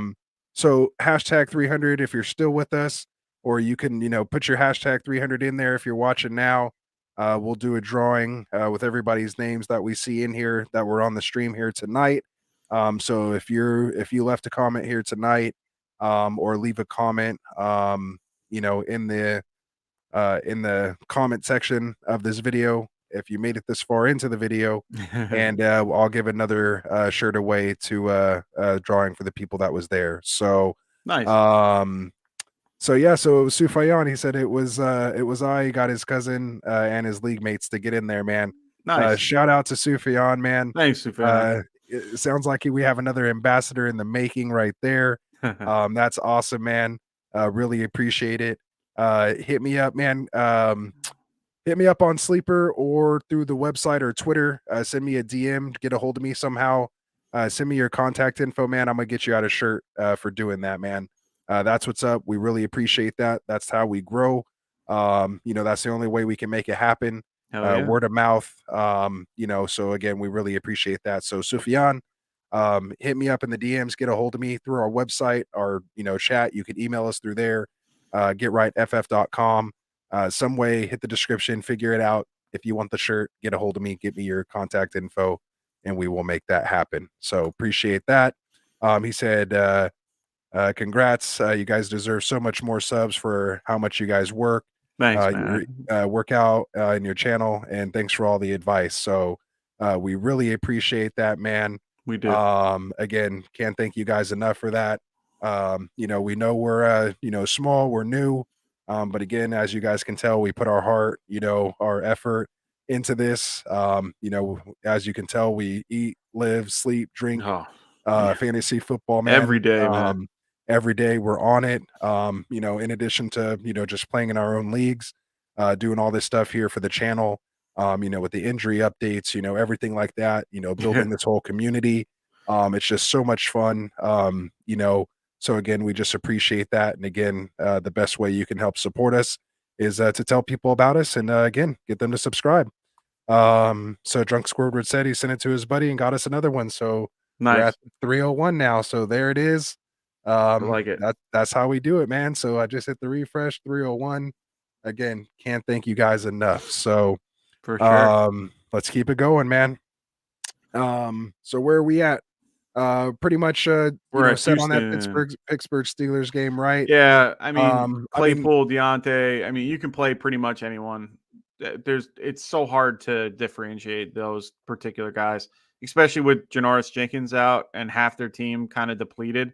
I'd play anyone on the Steelers, even though I don't like Ben. yeah. For me, I think my biggest kind of shock was I felt like I was kind of higher than most on Devonta Foreman.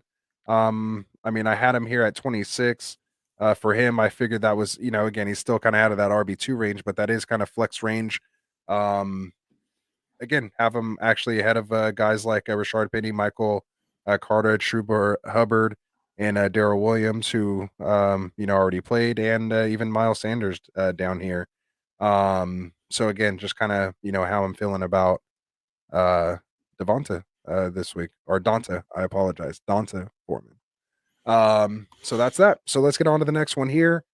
We have another snooze fest with the Houston Texans at No, Jacksonville. this isn't as bad as you think it is. I know, man. I just had to get a little spice on it. Nah. We have a rematch of Week 1, Houston Texans at Jacksonville Jaguars. We have the Jaguars favored by 5.5 in this game, only a 39.5 point over under. So where's the scoring coming from in this game? Tell me. Break it I'm down. hoping Here it you comes go. from James Robinson. So Let it go. Here's Let it fly, my friend. The stage is yours. James Robinson. Free him, please. I'm getting to the point where I hope that this has, helped him more than it's hurt. I mean, we all have seen the way that things have worked the last few weeks. We've seen him get pulled after the fumble. Okay, understood. He fumbled. Some teams, that's just how they do it, whatever. He didn't play for half the freaking game and then gets thrown in at the end of the game because the running back coach, maybe, whatever. Doesn't matter anymore. Urban Meyer is gone. Out of here. I'm so done. I'm so glad he's gone. So Darrell Bevel, their offensive coordinator, is taking over for interim head coach. He was for a short period for the Detroit Lions as their interim head coach for another season when he was there. So they asked him, and this is the big question on everyone's mind: what are you doing with James Robinson? And he said, James Robinson is our starting running back and will be played as such. Now, to me, that's 20 touches or more. Like, you're giving him that starting role. Carlos Hyde is going to be out. We already know that, which is huge news and great news because who's behind him? Do you know? Do you know who the third running back is for the Jaguars? It was what's his name, but he's gone for the year with that hip. Agnew it was. No, I don't even know who that guy is now. Exactly. It's like Agnew. I can't pronounce his name. Or something. He used to be on the Tampa Bay Bucks for a while. So Aguna Wally. Goombawambe. There we go. Anyway, it doesn't really matter. I can't pronounce names. He'll be the backup. But here's the thing. What they were doing, which didn't make any sense now, they were using that Jamal Agnew as that, receiving back. James Robinson is perfectly okay carrying all three downs. I see him getting a little bit more work as a passing down back. I see him being in on first through three, the first, second, third down. I think they're going to try to move Chenault more into that Deebo Samuel role, if you want to call it that for now. That wide receiver who's really a running back who can play both, not Cordell or Patterson, who is more labeled as the running back, like that dual threat option. Like, literally. So for me, I feel like they're going to try to kind of mix things up a little bit. I think that I want to say, because honestly, I don't know for a fact. It felt like Urban Meyer had the playbook all year. He was the one calling the plays. He was the one that was there. It just felt like that. Now, I'm hoping it wasn't Darrell Bevell, because if that was Darrell Bevell and he was the one that, this is the game plan and this is what they were doing, I'm scared. But I'm hoping that Darrell... From what it sounded like Herb had his hand on everything. Agreed. And I think that they had to play a certain way, or Herb was going to be like, you're out of here. Yeah. So for me, I feel like this kind of opens things up. It makes it where Darrell could be a little bit more creative, or at least keep what he feels is necessary. Because I think in the end of the day, like, this isn't like Hard Knocks where we have a camera in there that shows exactly what they're talking about on each game. And like, you see it, like Frank Wright, if you ever watch the Hard Knocks, he's very he is a player's coach. I like Frank Wright. I never knew anything about him. I watched this show.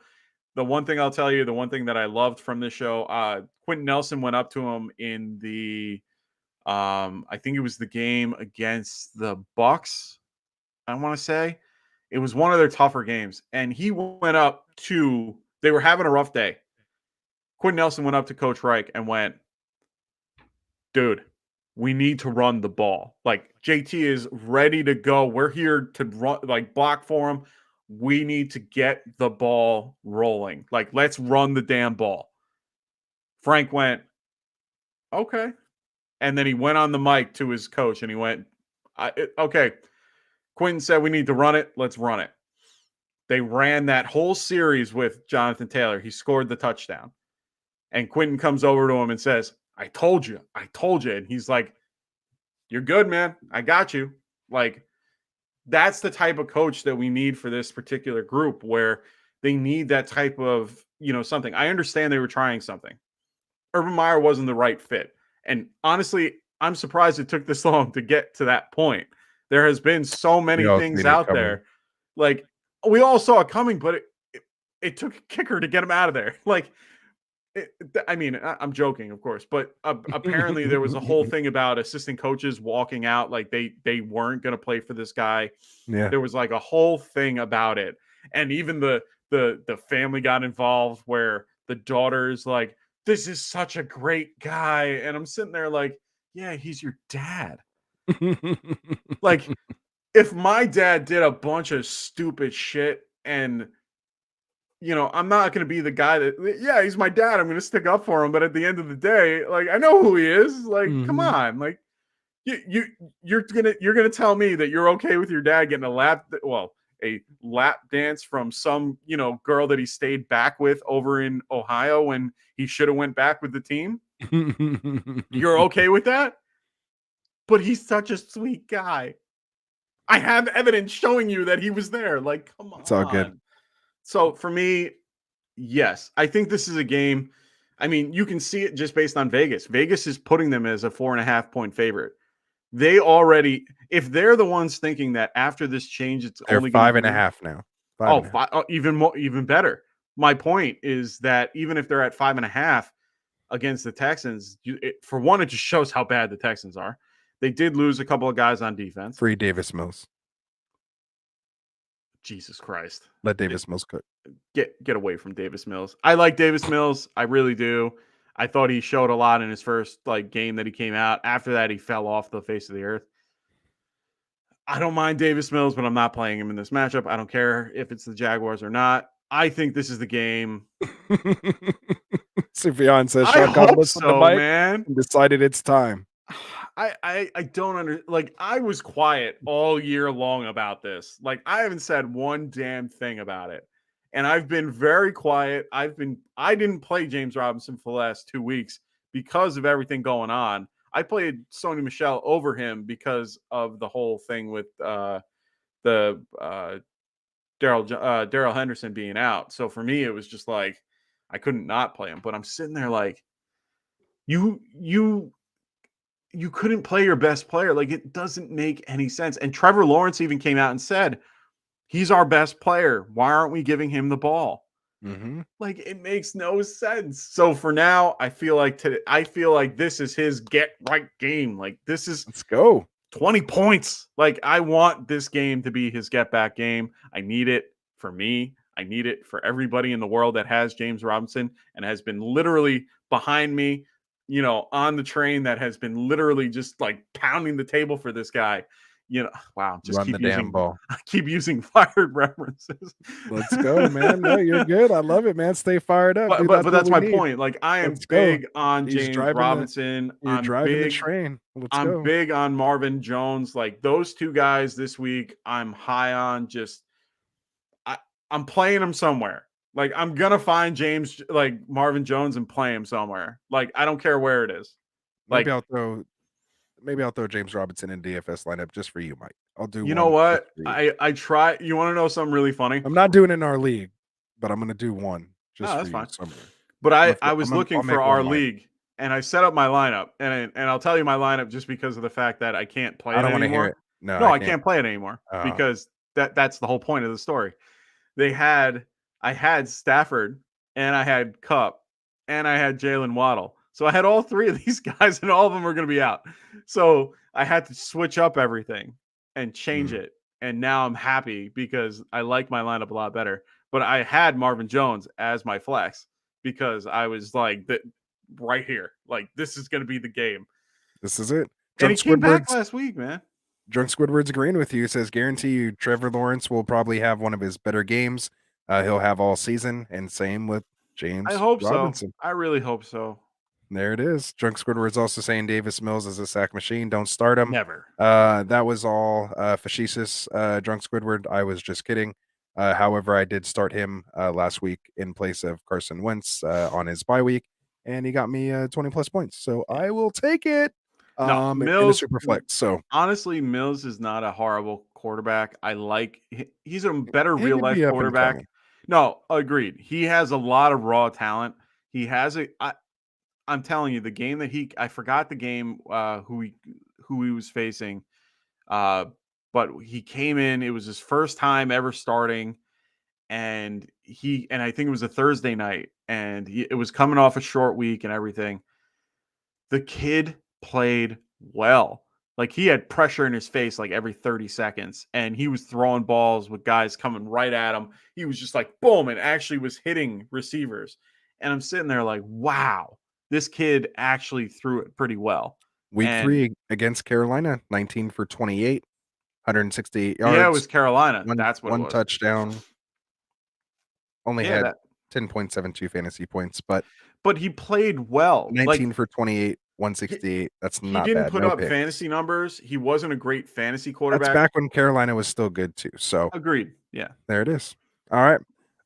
So we'll move on that. That was a long time for Houston. Sorry. Jacksonville. I had to. But I had to let you get your rant in there. We got to get ours in there. I'm not here Wednesday. So. I'm not here Monday and Wednesday when I could have done it on Wednesday. I have to get it out. That's why I have to give you your time, my guy. I gotta give you your time. So he says, have something in the work. There you go. So what are our thoughts on Alvin Kamara rest of the season with a tough schedule? And that is too tough, so I didn't stutter that.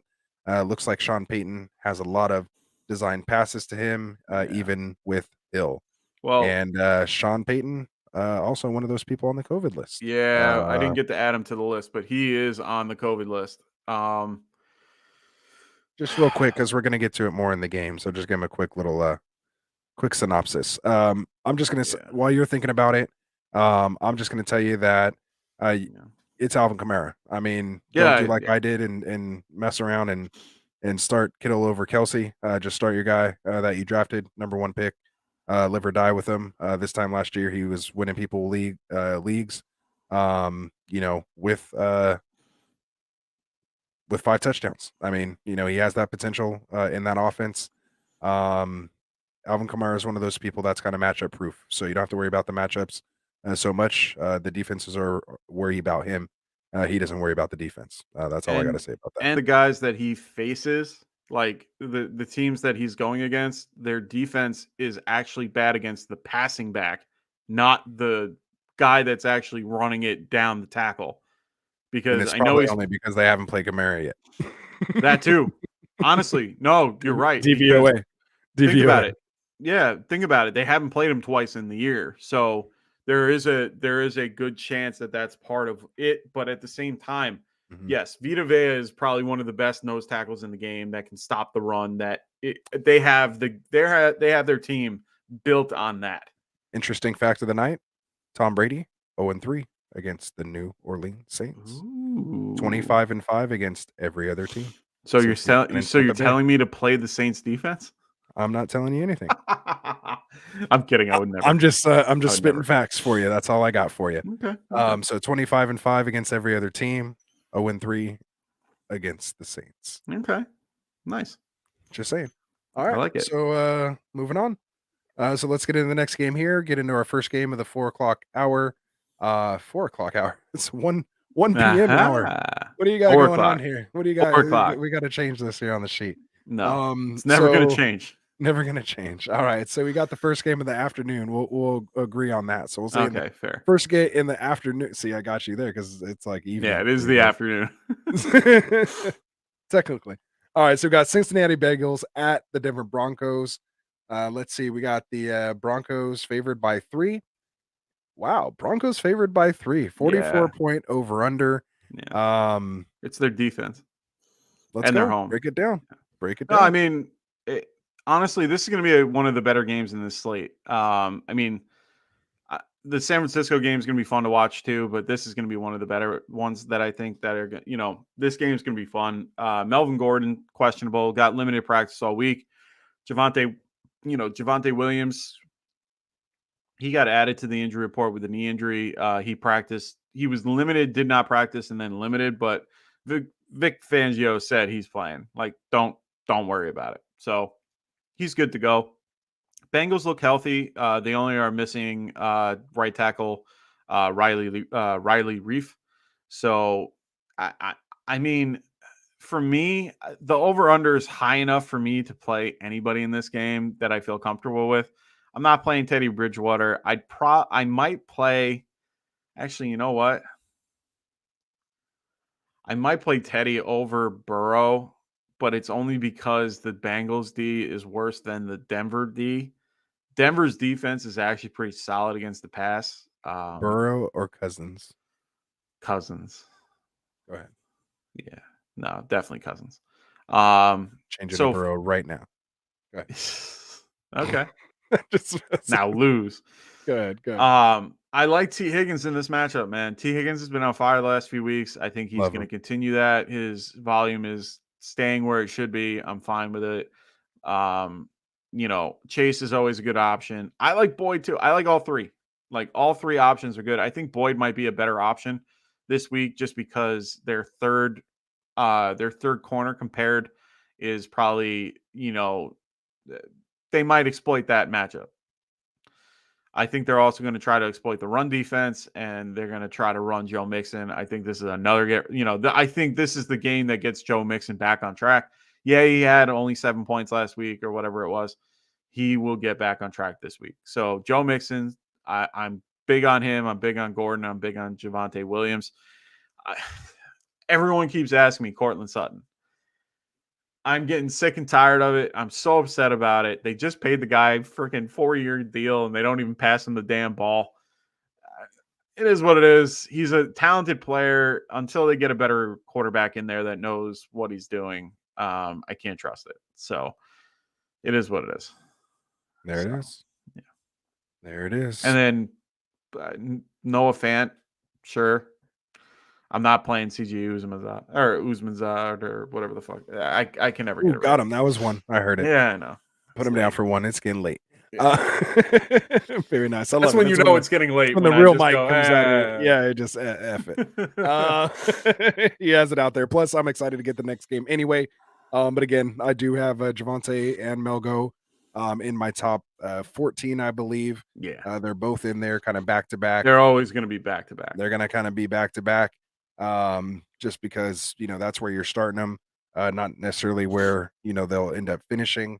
But as far as just, potential, that's where I like them. And they both could, produce. Again, I'm with you there. I do like, Joe Burrow. I think he's fine with the weapons that he has. Yeah. I think he's definitely, worth the start.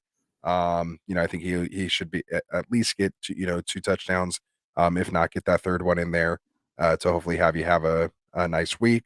And again, I agree with you on the kind of Broncos receivers and what, those issues are there.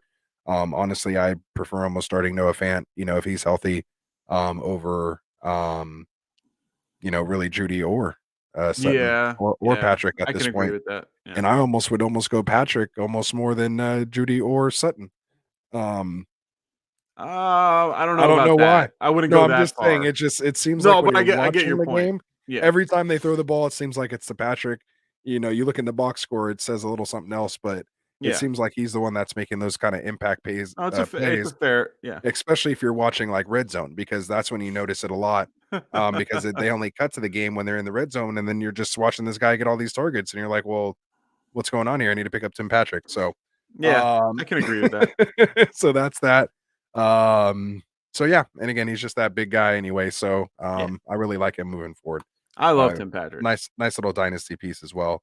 Let alone if they get like a Aaron Rodgers or someone like that next year. Oh, that's my hope, man. I have Cortland Sutton. I'm not letting him go for anything. I have him for like dirt cheap, but I just hope they get somebody to make him, worth it.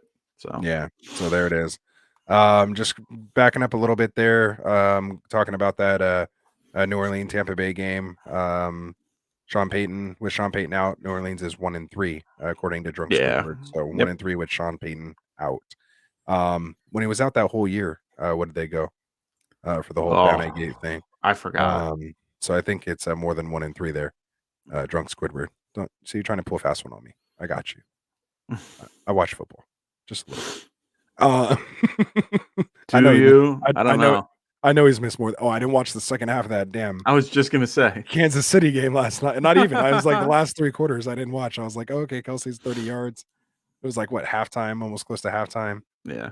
I was like, cool. I was like, I shouldn't have anything to worry about. And open the computer the next morning and just see that was just brutal. Anyway, Sufyan says, I'm feeling a weird game by Jimmy G and a Falcons upset, or maybe I want that as a Washington fan. We don't need any of that kind of jinx over here, Sufyan. But perfect segue, because that's the game we're getting into right now. Nice. And as he said, it's the Fred Warner effect. So let's get into it. Is Freddie playing this game? I'm sure you have an update on that. Yeah, let me double check. I think he he's was questionable. Fine. Yeah, I think he's questionable. I think he's on the good side of that. He was limited all week. But he was a full he has no tag. He's good. All right, I thought so. Mm-hmm. All right, so let's get into it officially. We have the Atlanta Falcons at my and Jay Media's and Tycoons and all of the other Niner faithful out there. San Francisco 49ers. We have the Niners favored by 9.5. A 46-point over under. It was 46.5 when Mike first did it, so dropped a half a point there. Probably with the Elijah Mitchell news. Yeah. So go ahead, break it down. I'm sure that's a good place to start. Yeah, I mean, Elijah Mitchell is going to be out for this game with a knee injury and a concussion. He'll be out of concussion protocol, but his knee is going to keep him out. Swelling up. It's not good news. Yeah. I mean, they're going to combine with Wilson, Hasty, and Debo, so we'll see that and see how that works out. I think Wilson, Debo, Hasty is the order that goes in. By the way. No, fair. Probably more so Debo, Wilson, Hasty if you really want to get serious. But no, go ahead. I like it. Sorry. I think honestly, so that kind of cancels out my running back question, because to be honest, that's probably what it is. But I think people's biggest question is with the resurgence of Mike Davis. Mike Ooh, Davis has been playing well lately, and Cordero has been taking a back seat compared to what he was doing. Is he bel- coming back? yeah, believe it or not, who has more catches over the last 3 games, Cordell or No, Mike Davis? Mike Davis. Interesting. Go ahead, keep it going. No, that's the only thing I have about this game. I mean, otherwise, I'm playing San Francisco. Like Jimmy G, I'm good with. I'm good with Kittle. I'm good with Debo. I'm good with Ayuk. I'm good with whoever you want to pick at running back. At this point, Debo's fine, of course. So I'm playing all those guys. Atlanta, it's hard to pick from. You got to play Cordero if you've kind of stuck through it throughout the year. You might have no other choice. You're going to play Pitts just because you have no other option, but good luck. He's going against Fred Warner effect. So, yeah, that's all I really have to say about it. There's not much I can, this is 9.5, Let's do it. so Fire up your Niners. yeah, Um, definitely fire up your Niners. there it is, man. I, I'm not going to get too much into Yeah, it there. there's not much. The only other person, of course, that's a hot commodity is Russell Gage to start this week. Where do you Yeah, like him? yeah, he's fine. It, it he's like a wide receiver, like mid wide receiver 3, something like that. Okay, Yeah, that would be my guess. all right. I mean, I have him. I got to make that kind of If you decision got to going make on that there. decision, yeah, it's tough. I Like got that's guys a like tough one. Gabe Davis. I got guys like Christian Kirk. I got guys like like that are all kind of in that area. It's just which gauge are we going to get? Are we going to Yeah, get 11 catches on 12 targets for 130, or are we going to get 4 catches on 6 targets for 64? yeah, What are we going to get? So, um, yeah, so that's just something to think about. So, I'm probably most likely going to, try to look elsewhere just because I don't yeah. like having my playoff hopes come down to Matt Ryan after everything I've been saying. I'm sure he would let me You can't down. let you Um, can't let Matt Ryan beat you. exactly. So I'd rather lose and not have to deal with that than Yeah, put him in and he be the reason I lose and fair just point. Fair point. literally throw myself off a cliff. So Oh, don't do that. a fantasy cliff, not like a real Oh, cliff. okay. Excuse me. See, got No, me you're good. choking up. I'm already getting the instant karma. So again, other than that, go Niners. I'll be watching the game and probably get a first hand look at Matt Ryan and be happy that I'm not having to worry about him in my lineups anywhere. Nice. Um, so a little correction here. Drunk Squidward is saying, no, no. You said Tom Brady was 0-3 against the Saints. I'm predicting that he'll be 1-3. Ooh. So that's what he's saying. So correction, he wasn't saying that was Sean Payton's record with or the New Orleans record with Sean Payton out. He Okay. was predicting Brady now going to be 1-3 with Sean Payton out. So Okay. I would say he's due. So so there it is. Just wanted to get that in there. So I stand corrected, Drunk Squidward. All right, so let's get through it here. A couple more games, and then we'll be able to call it a night. Yeah. Kind of almost on our time limit that we put for ourselves here. So hopefully we can finish these up here within the next 20 minutes or so.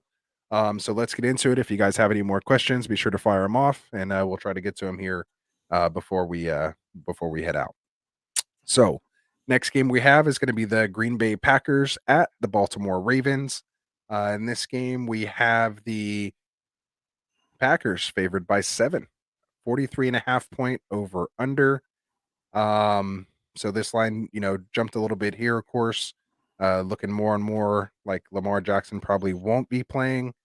But tell me what you're hearing. And, Yeah. obviously the Baltimore receivers here and definitely want to talk about these Green Bay running backs. So let's get into it. Yeah. I mean, right now, you know, they had Lamar not practicing Wednesday, Thursday. I just updated my thing. He didn't play Friday, or he didn't practice Friday, but they're still listing him as questionable. All the conversations I keep hearing is that he's going to be, a game time call. That's the worst thing for you to hear as a Lamar Jackson owner. And that's because you have so many other options that you could go with. And now that these games have kind of moved from the other, matchups, I might feel a little bit more comfortable playing a guy like Jimmy G over a guy like Lamar because of the fact that I have a guarantee that he's going to be there. And so for me, I'm going to pick up, if I have Lamar, I'm either going to pick up Huntley, who's not a horrible option. Not saying that he's a good option, but he's not a horrible option. Or I'm going to go with someone like Jimmy G or maybe Teddy Bridgewater. I like Jimmy G a little bit better. But have him as a good insurance pick because you don't know what's going to happen. Lamar's Lamar. It's hard to not play him, but with his ankle being the way that it is, it's just too. If you're relying on him for your fantasy playoff, I wouldn't play him because too much it's too unpredictable to know what to do. Like I would rather have the knowledge of knowing Jimmy G's out there. I'd rather get the 15 points from Jimmy G than the 30 that is maybe hidden behind a brick wall that I have no idea. I rather trust my consistent, 15 than something like that. Does that make sense? No, it does. Yeah. Yeah. Yeah, and again, because like you said, it's an ankle, which hinders him. There's a chance for re-aggravation. Agreed. Yeah. But again, there's a chance that it could be kind of nothing. He is still pretty young. He is in good shape.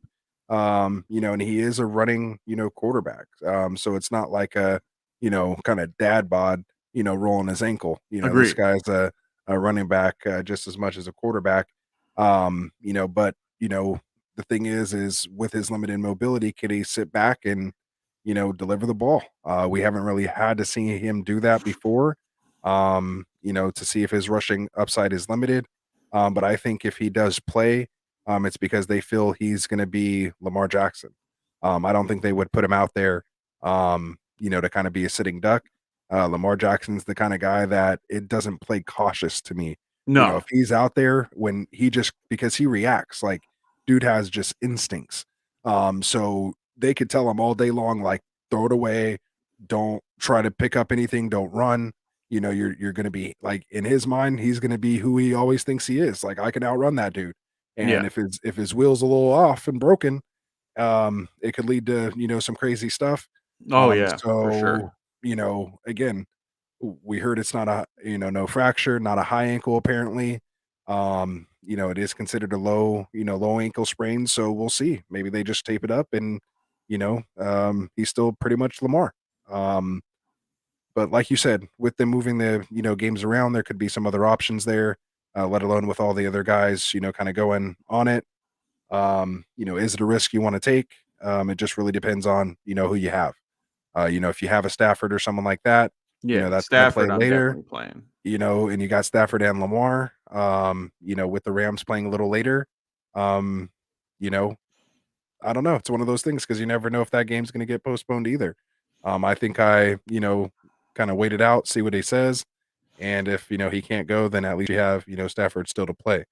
At least it's not, you know, if you only have an early game option, like you said, you might have to go with that early game guy. Yeah. So I like again, Stafford if you're gonna pick spend too much time on that, but yeah. Just for myself, not you. No, understood. Yeah. I think I said the same thing. It just took me like 30 minutes to say the same take. No, it made sense. Just in like 3 different ways. It's all good. All right, so we'll move on here. Actually, no, I want to stay on that. I actually want to talk, like I said, about the Green Bay running backs. So Okay. a lot of talk here with Aaron Jones, AJ Dillon. This is looking more and more like a Melvin Gordon, Javonte Williams. Oh yeah, kind they're of splitting backfield. right down the middle. More like a Chubb, Hunt type situation. It's just kind of weird and awkward. Whereas like the big, money, pay guy is actually the third down back, so to speak, more the passing back, who kind of comes out and almost in the Cordell Patterson type role, Debo type role. It seems like it seems like teams are kind of more kind of morphing towards this? I mean, is this the evolution of football where we're seeing more of these just playmakers, so to speak, and they're just going to line them up in certain parts of the field and either hand it to them, just straight up, toss it to them. I mean, instead of running short screens and things like that, just actually put it in their hands and just let them make a play. I don't Or know, man. utilize these guys, that can have mismatches on linebackers. You can split them out wide. If you get that linebacker that, goes there, you can run a go route or a will route. We've seen Aaron Jones, do that very successfully. So again, as a Aaron Jones owner, that's why I'm so interested in this and have thought about it a lot. What do you think about these two guys? I love Dylan. I've always been a fan of Dylan. He, you know, he's getting the dirty carries though. He's getting those between the 20s and maybe up to the 10, maybe 10s. And then they're throwing in Aaron Jones for like that shovel pass to the right or left or whatever, Or just and a little stick out of the backfield, a little yeah, option or just something. something. Yeah. And the thing is, like if you look at like I'm looking at the stat numbers for the last few weeks. So And he is coming off injury, Aaron Jones. So got to kind of keep that in mind too a little bit. so even so Just a little. in week 10, you had Dylan going 36 to Aaron Jones's 34. Then Aaron Jones was out for 1 week. He got the full workload at 44 for AJ Dillon. Then he comes back from his injury, and you had 40 Aaron Jones to AJ Dillon's 42. And then last week, you saw a little bit more of a like AJ Dillon 35 to Aaron Jones's 29. So I don't know if they're pulling him back a little bit, but the beginning of the year, if you look at the numbers, 45 and 19, 46 and 18, 45 and 29, 44 and 22. Like those were the numbers that Jones had over Dillon. So they're starting to kind of go more to a little bit of a split.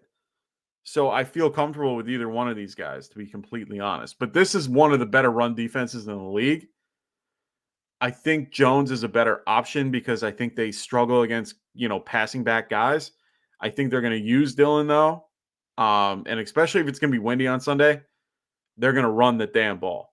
So, well, and what Aaron Jones owners have to worry about as well too is, with Aaron Rodgers, Devontae Adams, in this offense and how potent it is. agreed. If they get up early, especially They're going to run Dillon. Especially if Huntley is at quarterback and it's not Lamar.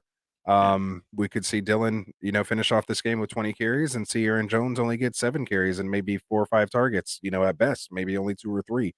The question is, will he have that insane, touchdown upside, and maybe score 2 touchdowns on those, limited carries and be that efficient? That's what you're looking for with Aaron Jones.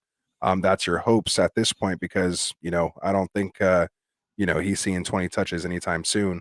I honestly think, his upside is maybe only 10 to 12 touches, which scares the daylights out of me because, again, Aaron Jones is my guy. I definitely like him more in a PPR versus a standard. But again, it's just kind of hard to get away from him attached to this offense with that guy at quarterback and how they utilize him, out of the backfield and as a receiver. So, that's a fair point. He really is basically almost their wide receiver too. I mean, we've seen Lazard and, MVS step up at times, but they're kind of hit or miss, very inconsistent, especially with Cobb down now as well too. I'd like to see, more Aaron Jones and Dillon, on the field at the same time. We've seen that, a little bit here and there. Maybe that's something they're maybe holding, for the playoffs. Maybe. Could be as well but too. they do run that wishbone one once in a while where they'll have both of them in. Yeah, usually it usually starts with Aaron Jones motion out, to the slot position, or he'll go out to the numbers. And again, if they can draw that, linebacker out there, that's when Aaron Rodgers knows he has man. Basically, that safety is going to roll over to Devontae Adams without getting too technical. And you have that one-on-one with Aaron Jones on the linebacker. And Aaron Rodgers will take that chance, and he'll put it on him. Yeah. it's going to For be a high sure. quality target. So, I got to fire him up, man. I really do. So yeah. So anything else you got on that one, or No, we ready to not move on? much on that. I mean, the typical guys. I mean, Marquise Brown came up on the injury report. He should be fine. He came in with limited with an illness. Scares me a little bit just because any illness at this point, it doesn't matter if it's COVID or not. You kind of, Lamar was held out for the, his particular illness. Maybe it's the same one. Who knows? But be wary of that. Have a Bateman or one of the many options that are later on, just in case. Aaron Rodgers, you're playing regardless of the weird toe. MVS was listed as questionable, but been practicing all week. They're going to be losing Ekman St. Brown. That doesn't really, Equanimous. Yeah. that doesn't really, it doesn't really hurt them. So for me, I'm playing Aaron Rodgers, Devontae Adams. You can play either or the running backs, to be honest. I'm playing Dylan in a bunch of leagues. So There it is. yeah. And we've talked about Bateman. Yeah. We like him, I think, a lot more. We know Frank does. And Drunk Squidward likes him more with Huntley versus Jackson. So that's just something to look into. But definitely a game I will have my eyes on this weekend. So, yeah. So, one thing I do want to get back to actually real quick too, just to touch on that Niners game, we didn't really talk about George Kittle. Oh, well, he's But a play obviously, for me. Yeah. I just obviously had to, mention him there and just say, obviously, I hope he has a big game. But Yeah, I've been kind of I hope talking so. about it, talking about him all show. I need that. 35 points would be fantastic. Yeah, Just to make you feel better. one more than what Kelsey had, and I'll be very happy. Just There point you go. two, point one more, or even tied. I'd be happy with tied. I'd be happy with two less. I'd be fine. All right, there we are. Wishful thinking. All right, so let's get into it. So I think what we're going to do here, we're going to get into the Sunday night game, and then we're going to do the original Monday night game that we had scheduled between the Vikings and Bears. And then we will hold the two rescheduled games, Raiders, Browns, and Washington, Philly, and Seahawks, Rams for Sunday morning. We've talked about some of those guys, but we just have to get more information about these games and what's happening and who's going to be playing before we can even tell you, who we're going to start or sit, or else it will be kind of all irrelevant by the time we get here. So I agree. we should know more by Sunday. So we will get to those games then. So for now, we'll get into the originally scheduled Sunday night game, which, I mean, in time you see the names and you're like, ooh, Drew Brees versus Tom Brady, but Yeah. Drew's not there. No, So it's sad. we have New Orleans Saints at Tampa Bay Buccaneers. What do we have the line at now? We have the Bucks favored by 11 Wow. with a 45.5 point over under. Obviously Taysom Hill is like Jalen Hurts 2.0. As far as the running quarterback goes to fantasy football, and the value versus, what you actually see on the field. No. Where are we at here? Let's be fair to Taysom Hill. He can throw the ball better. Okay. He's a little more accurate, accurate. Lamar has better wiggle, but Taysom is more downhill. Oh, I didn't say Lamar. He's not in the same running category as Lamar. I said Jalen Hurts still same. I said Jalen Hurts. Like, he's definitely a better passer than Jalen Hurts, but Okay. he's better than Lamar too. Really? Okay, Yeah. go ahead. Yeah. We know you love yourself some Taysom Hill. I love Taysom Hill. Honestly, I'm a big fan of Taysom Hill, but I'm a little scared about this matchup, to be honest. So let's start off for why I'm scared. The biggest reason why they're losing out again, Ryan Ramczyk and Tyron Armstead, both of their tackles will be out for this game. That scares the living crap out of me, but it might be a good thing because if that rush is coming in, Taysom's just running off. So I think that he might have a decent game with that. On the Bucs side of the ball, you have Leonard Fournette. He didn't practice Wednesday or Thursday. He was limited on Friday. Free And Rojo. Yeah, I wish we could use that, but we're not. with no Geo. Yeah, no Geo. But Rojo's been coming into his own. I was all excited. I picked up Rojo in like 2 leagues, and I'm like, oh, I can't wait to play him.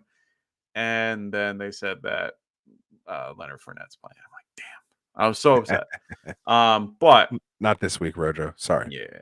But how do you feel about Taysom? I already know how I feel because for me, Taysom is he's a strong option. He has a steady floor. He's at for me, he's got a 20-point floor that for me it's steady.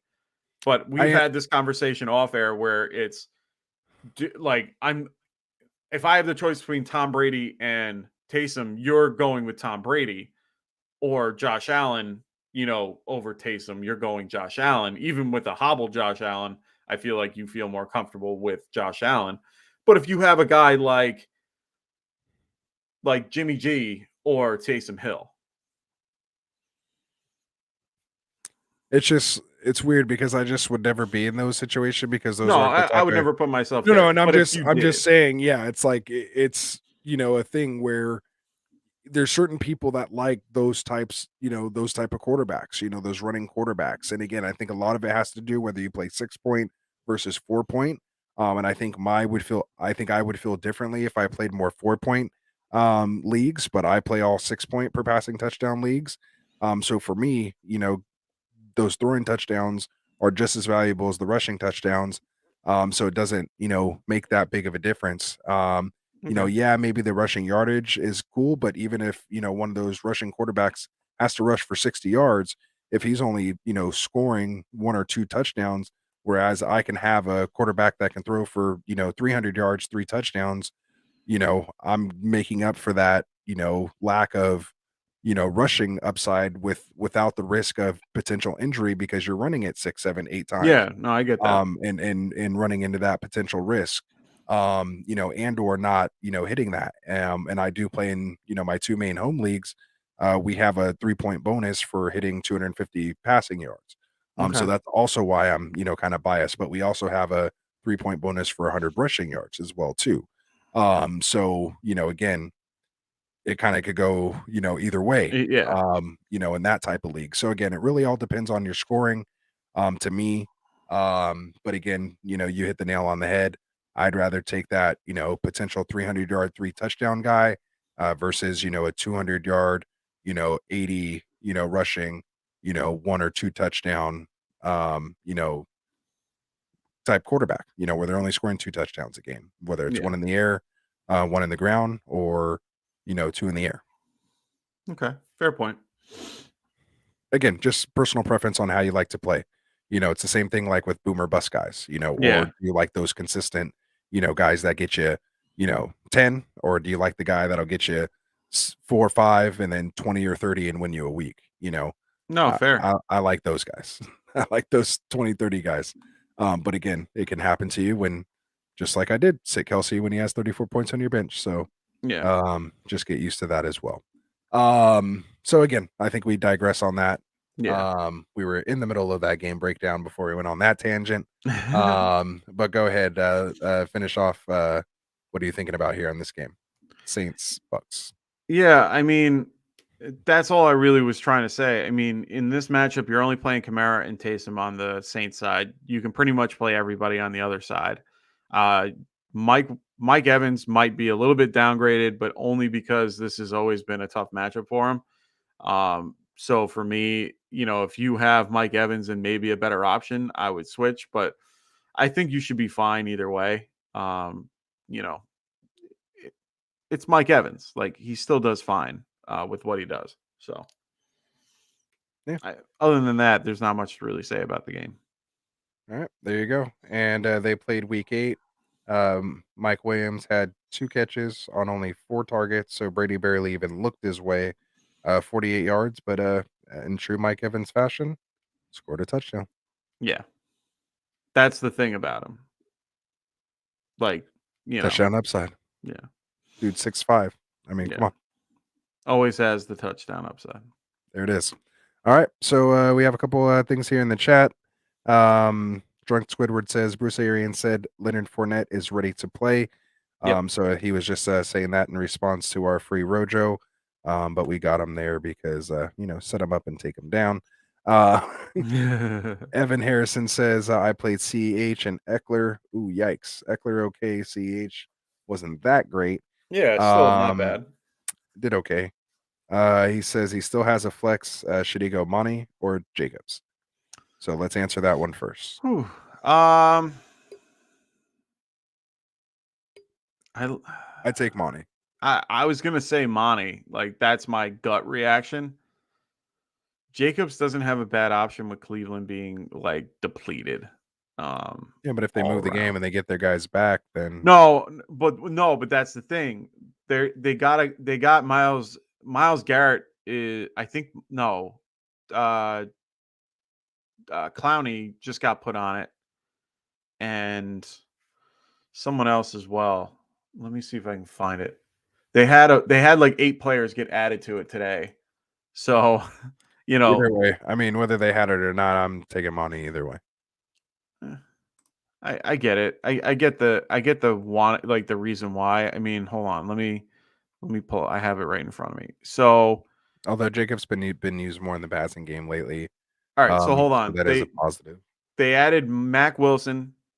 They added 3 linebackers to this list. They added Ronnie Harrison, their safety, and they added Javonte Clowney to it as well. All today.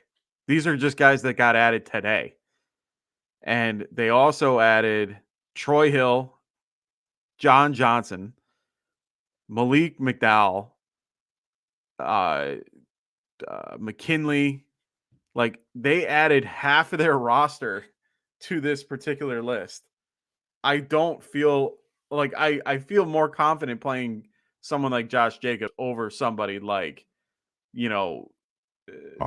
Monty, who in this case, I just have to double check their particular game, but if memory serves me, so if the harder part about this, I mean, the good part about this is you have time to kind of have an idea of what you're going to do. Eric Kendricks had a limited practice, and he's the one guy that out of everybody that if he's on the field, not to say that Monty can't do it, but he's the one guy that can deter me from going and switching it up to Jacobs. I'm just not starting Jacobs, and I'm sticking with it. So there you go. You just don't like Raiders, though. Just look at the hat. It's just not going to happen. I mean, it is full bias. I like Jacobs, though. So. I'm going to take the contrarian route here. I think that Jacobs isn't a horrible pick. I really do like Montgomery. I drafted him in a few leagues, but I like Jacobs here in this particular matchup. Like half of their team is going to be gone, and they were all added on the 17th. Like it's not like they were added on the 10th. Like they were added on the 17th. All right, well, let's get into it. Jacobs. Minnesota Vikings at Chicago Bears. Oh wait, we didn't answer his other question. Oh, he had another question? It's in the same question. How many questions do we get? Oh man. Also for wide receiver play 1. And the answer is going to be Parker, regardless. Yeah. Oh man, he has Ayuk though. Nope. Ayuk against Atlanta. Parker versus the Jets. Parker. Yeah. Oh yeah, it's tough though. Waddle out. Parker. To me, it's a coin flip between Parker and Ayuk. To me, there. No, not even close to a coin flip. Hopefully, Kittle sucks up all the targets. It's 70. To me, it's 70 or 80. Like 80% Parker. You know what I mean? Like Parker is definitely the better option. Man, you're like 20% away from a gentleman's bet there. All right. So let's I saw what you did there. Let's move it on. We were close. It's when we disagree wholesheartely is when the gentleman's bet comes out. So I'll give you a little room. You gave me 20%, so it wasn't an insta offer. So he's saying he also has Kittle as well. So yeah, in that case, I definitely go Parker because I think Kittle's gonna eat over there. Yeah. But don't be surprised if Ayuk has a good game, man, and outproduces Parker. I'm just saying. I like, obviously, again, look at that, as you know. I just don't see it Just happening. when I see it, I'm just like, yeah, we could beat anybody and everybody. Like it's just That's why you can't I don't trust your yeah, answers. it's like I can't yeah, I can't again, you're talking to the guy who's starting Kittle over Kelsey this week. I mean, jeez. Ew. Why'd you God, do that? I know who told me to do So that. bad. Who you and Dim boys, man, just talked me into it. I don't know what happened. I didn't talk you into it. Why did I listen to you guys? All I right, didn't so say anything. let's reset it here. Let's get into our last game of the evening, and then we'll call it a night. If you have any last minute questions, hit them up here.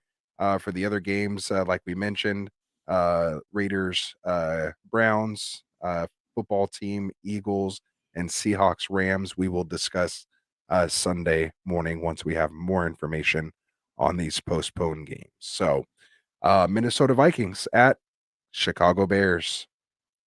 We have the Bears favorite. No, Vikings. Vikings Yeah. favored by 6. Yeah. 44-point over under.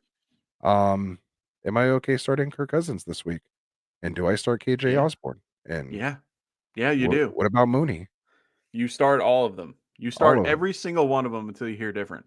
Let's go. Honestly, Break it no, down. because right now Thielen is gonna probably be out. Just assume he's gonna be out because he had the high ankle sprain. It is very rare to come back from that injury Oh, I within forgot to do our little or things. Go ahead. what little Sorry. things. I forgot we started doing banners. Go Oh, ahead. yeah, Go it's ahead. all Go good. ahead. Don't I worry about forgot. that. Go ahead. Go ahead. Allen Robinson's going to be out for this game because he's going to be on the COVID list. He was on it as of the 16th, so there's very little room for him to actually be available. Either way, I like Mooney, even if Allen Robinson is on the field. So I'm fine with Mooney here. Montgomery's coming off of a little bit of a cold as well. I forgot about that as well. He was on a non-COVID illness. The whole team, they had 8 players that had a non-COVID illness, and then they had 8 players get added to the COVID list. Another reason why I am staying away from the Bears. But they keep saying that Montgomery should be good to go. It is what it is. Honestly, like I said, I feel a lot more comfortable with yeah, I'm reading Evan's thing. Yeah, Evan, I don't disagree. I know a lot of people want Thielen to be out.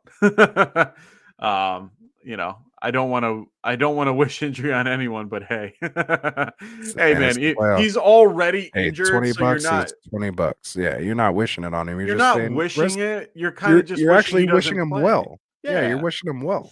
yeah, you want You him to rest heal. up, buddy. Yeah. Get better. Come You got back a 100%. silver lining. Silver Yeah. lining. Remember that. Anyway, You're looking out for him. so with him out, KJ Osborne, great option. Love him. I think he'll do fine. He's getting the targets. Unfortunately, for some reason, Justin Jefferson gets these really nice thrown targets, and then KJ Osborne gets like the worst target in the world. But it's because I don't know. I have no idea. So drunk Later, Squidward, Squidward. we'll be here if you need anything on Sunday. Good, have a good night. And good But luck, man. yeah, good luck, brother. So for me, I'm definitely playing Osborne. I like him. I have him in one league. I'm not playing him because I have other options that I can play. Just because I rather go with those options. Dalvin Cook, start of the week. RB1 Oh, overall. yeah, Dalvin Cook, definitely an option. Madison is going to be out for this game because he's on the COVID list as well. So for me, you won't know about Alexander Madison until the game time and or before that. So for me, I think Dalvin Cook's a smash play. Justin Jefferson, Christian Kirk, and Tyler Conklin. I like Tyler Conklin Very nice. a lot.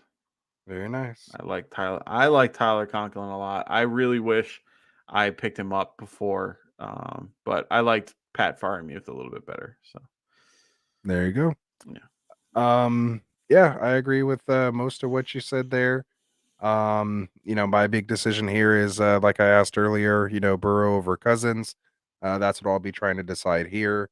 I might end up just going Burrow just to get the game over with. I hate to let more days go by and risk Joe Burrow being on COVID or something crazy like that. Yeah, no, that makes sense. These are the decisions you have to kind of, think of right now. Like I said, I wish, if anything, that was just the only reason why I played Kelsey over Kittle. I'm going to keep going to that. Again, if you could just get your guys to play and get their points on the board before there's a chance for them to get COVID. And then just keep your fingers crossed and keep trying to dodge bob and weave through next week. So yeah, that's the hardest part about all of this.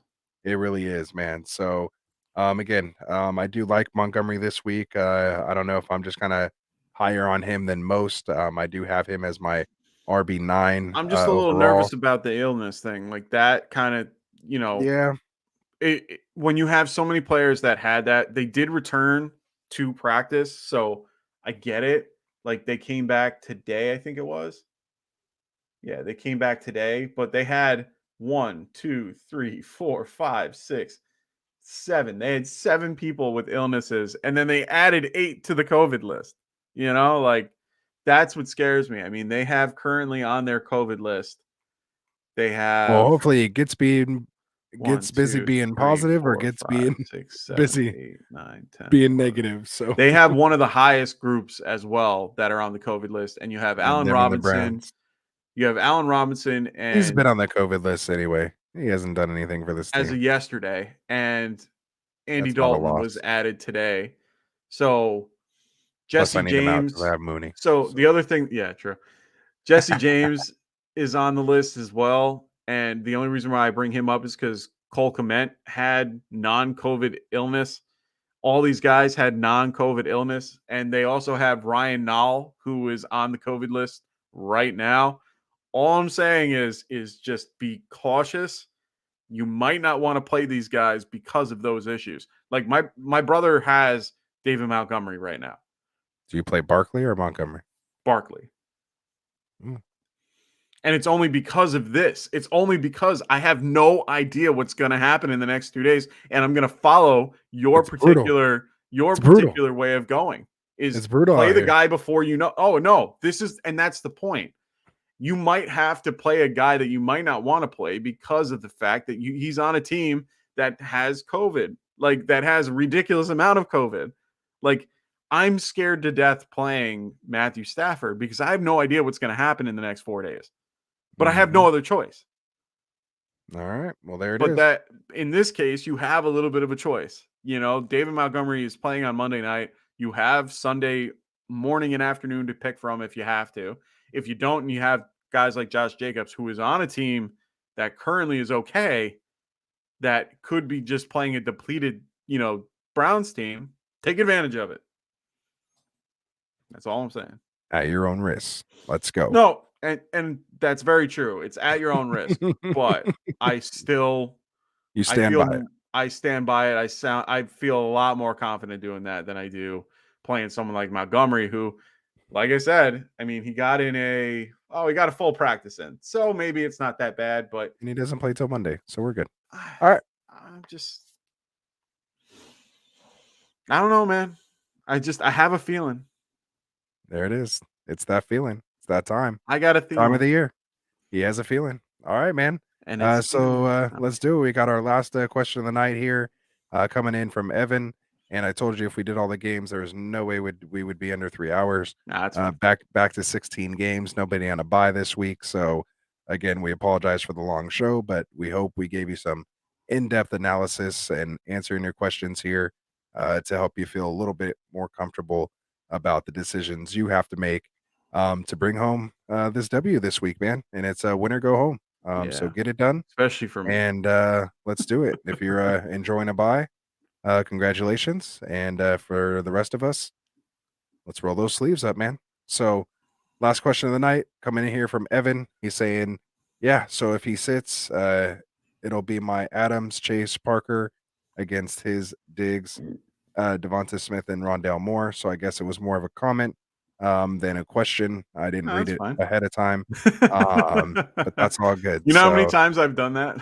Yeah, it happens, man. I was all excited to be like, boom, let's break it down. So even better, we don't have to go on a 20-minute analysis on that. All we will say is good luck to everybody. Good luck to everybody. in the Get Right Nation.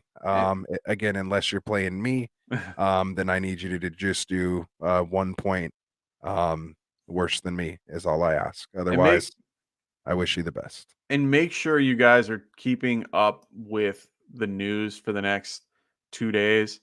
Like, this is going to be the crunch time of what's going to happen and could win or lose your particular season. So make sure you guys are following along and making sure, like, please go to our particular sleeper channel that's in the description below. I post on there consistently as soon as I get it. I try to be the first one out there to get it to you, because I feel like I'm the first one that gets it. I was sending out texts to my groups for fantasy football, the groups that I'm in, and they're sitting there like, "Oh, we get all the news." I'm like, "So you got the news what, 20 minutes ago when I had it 20 minutes before you?"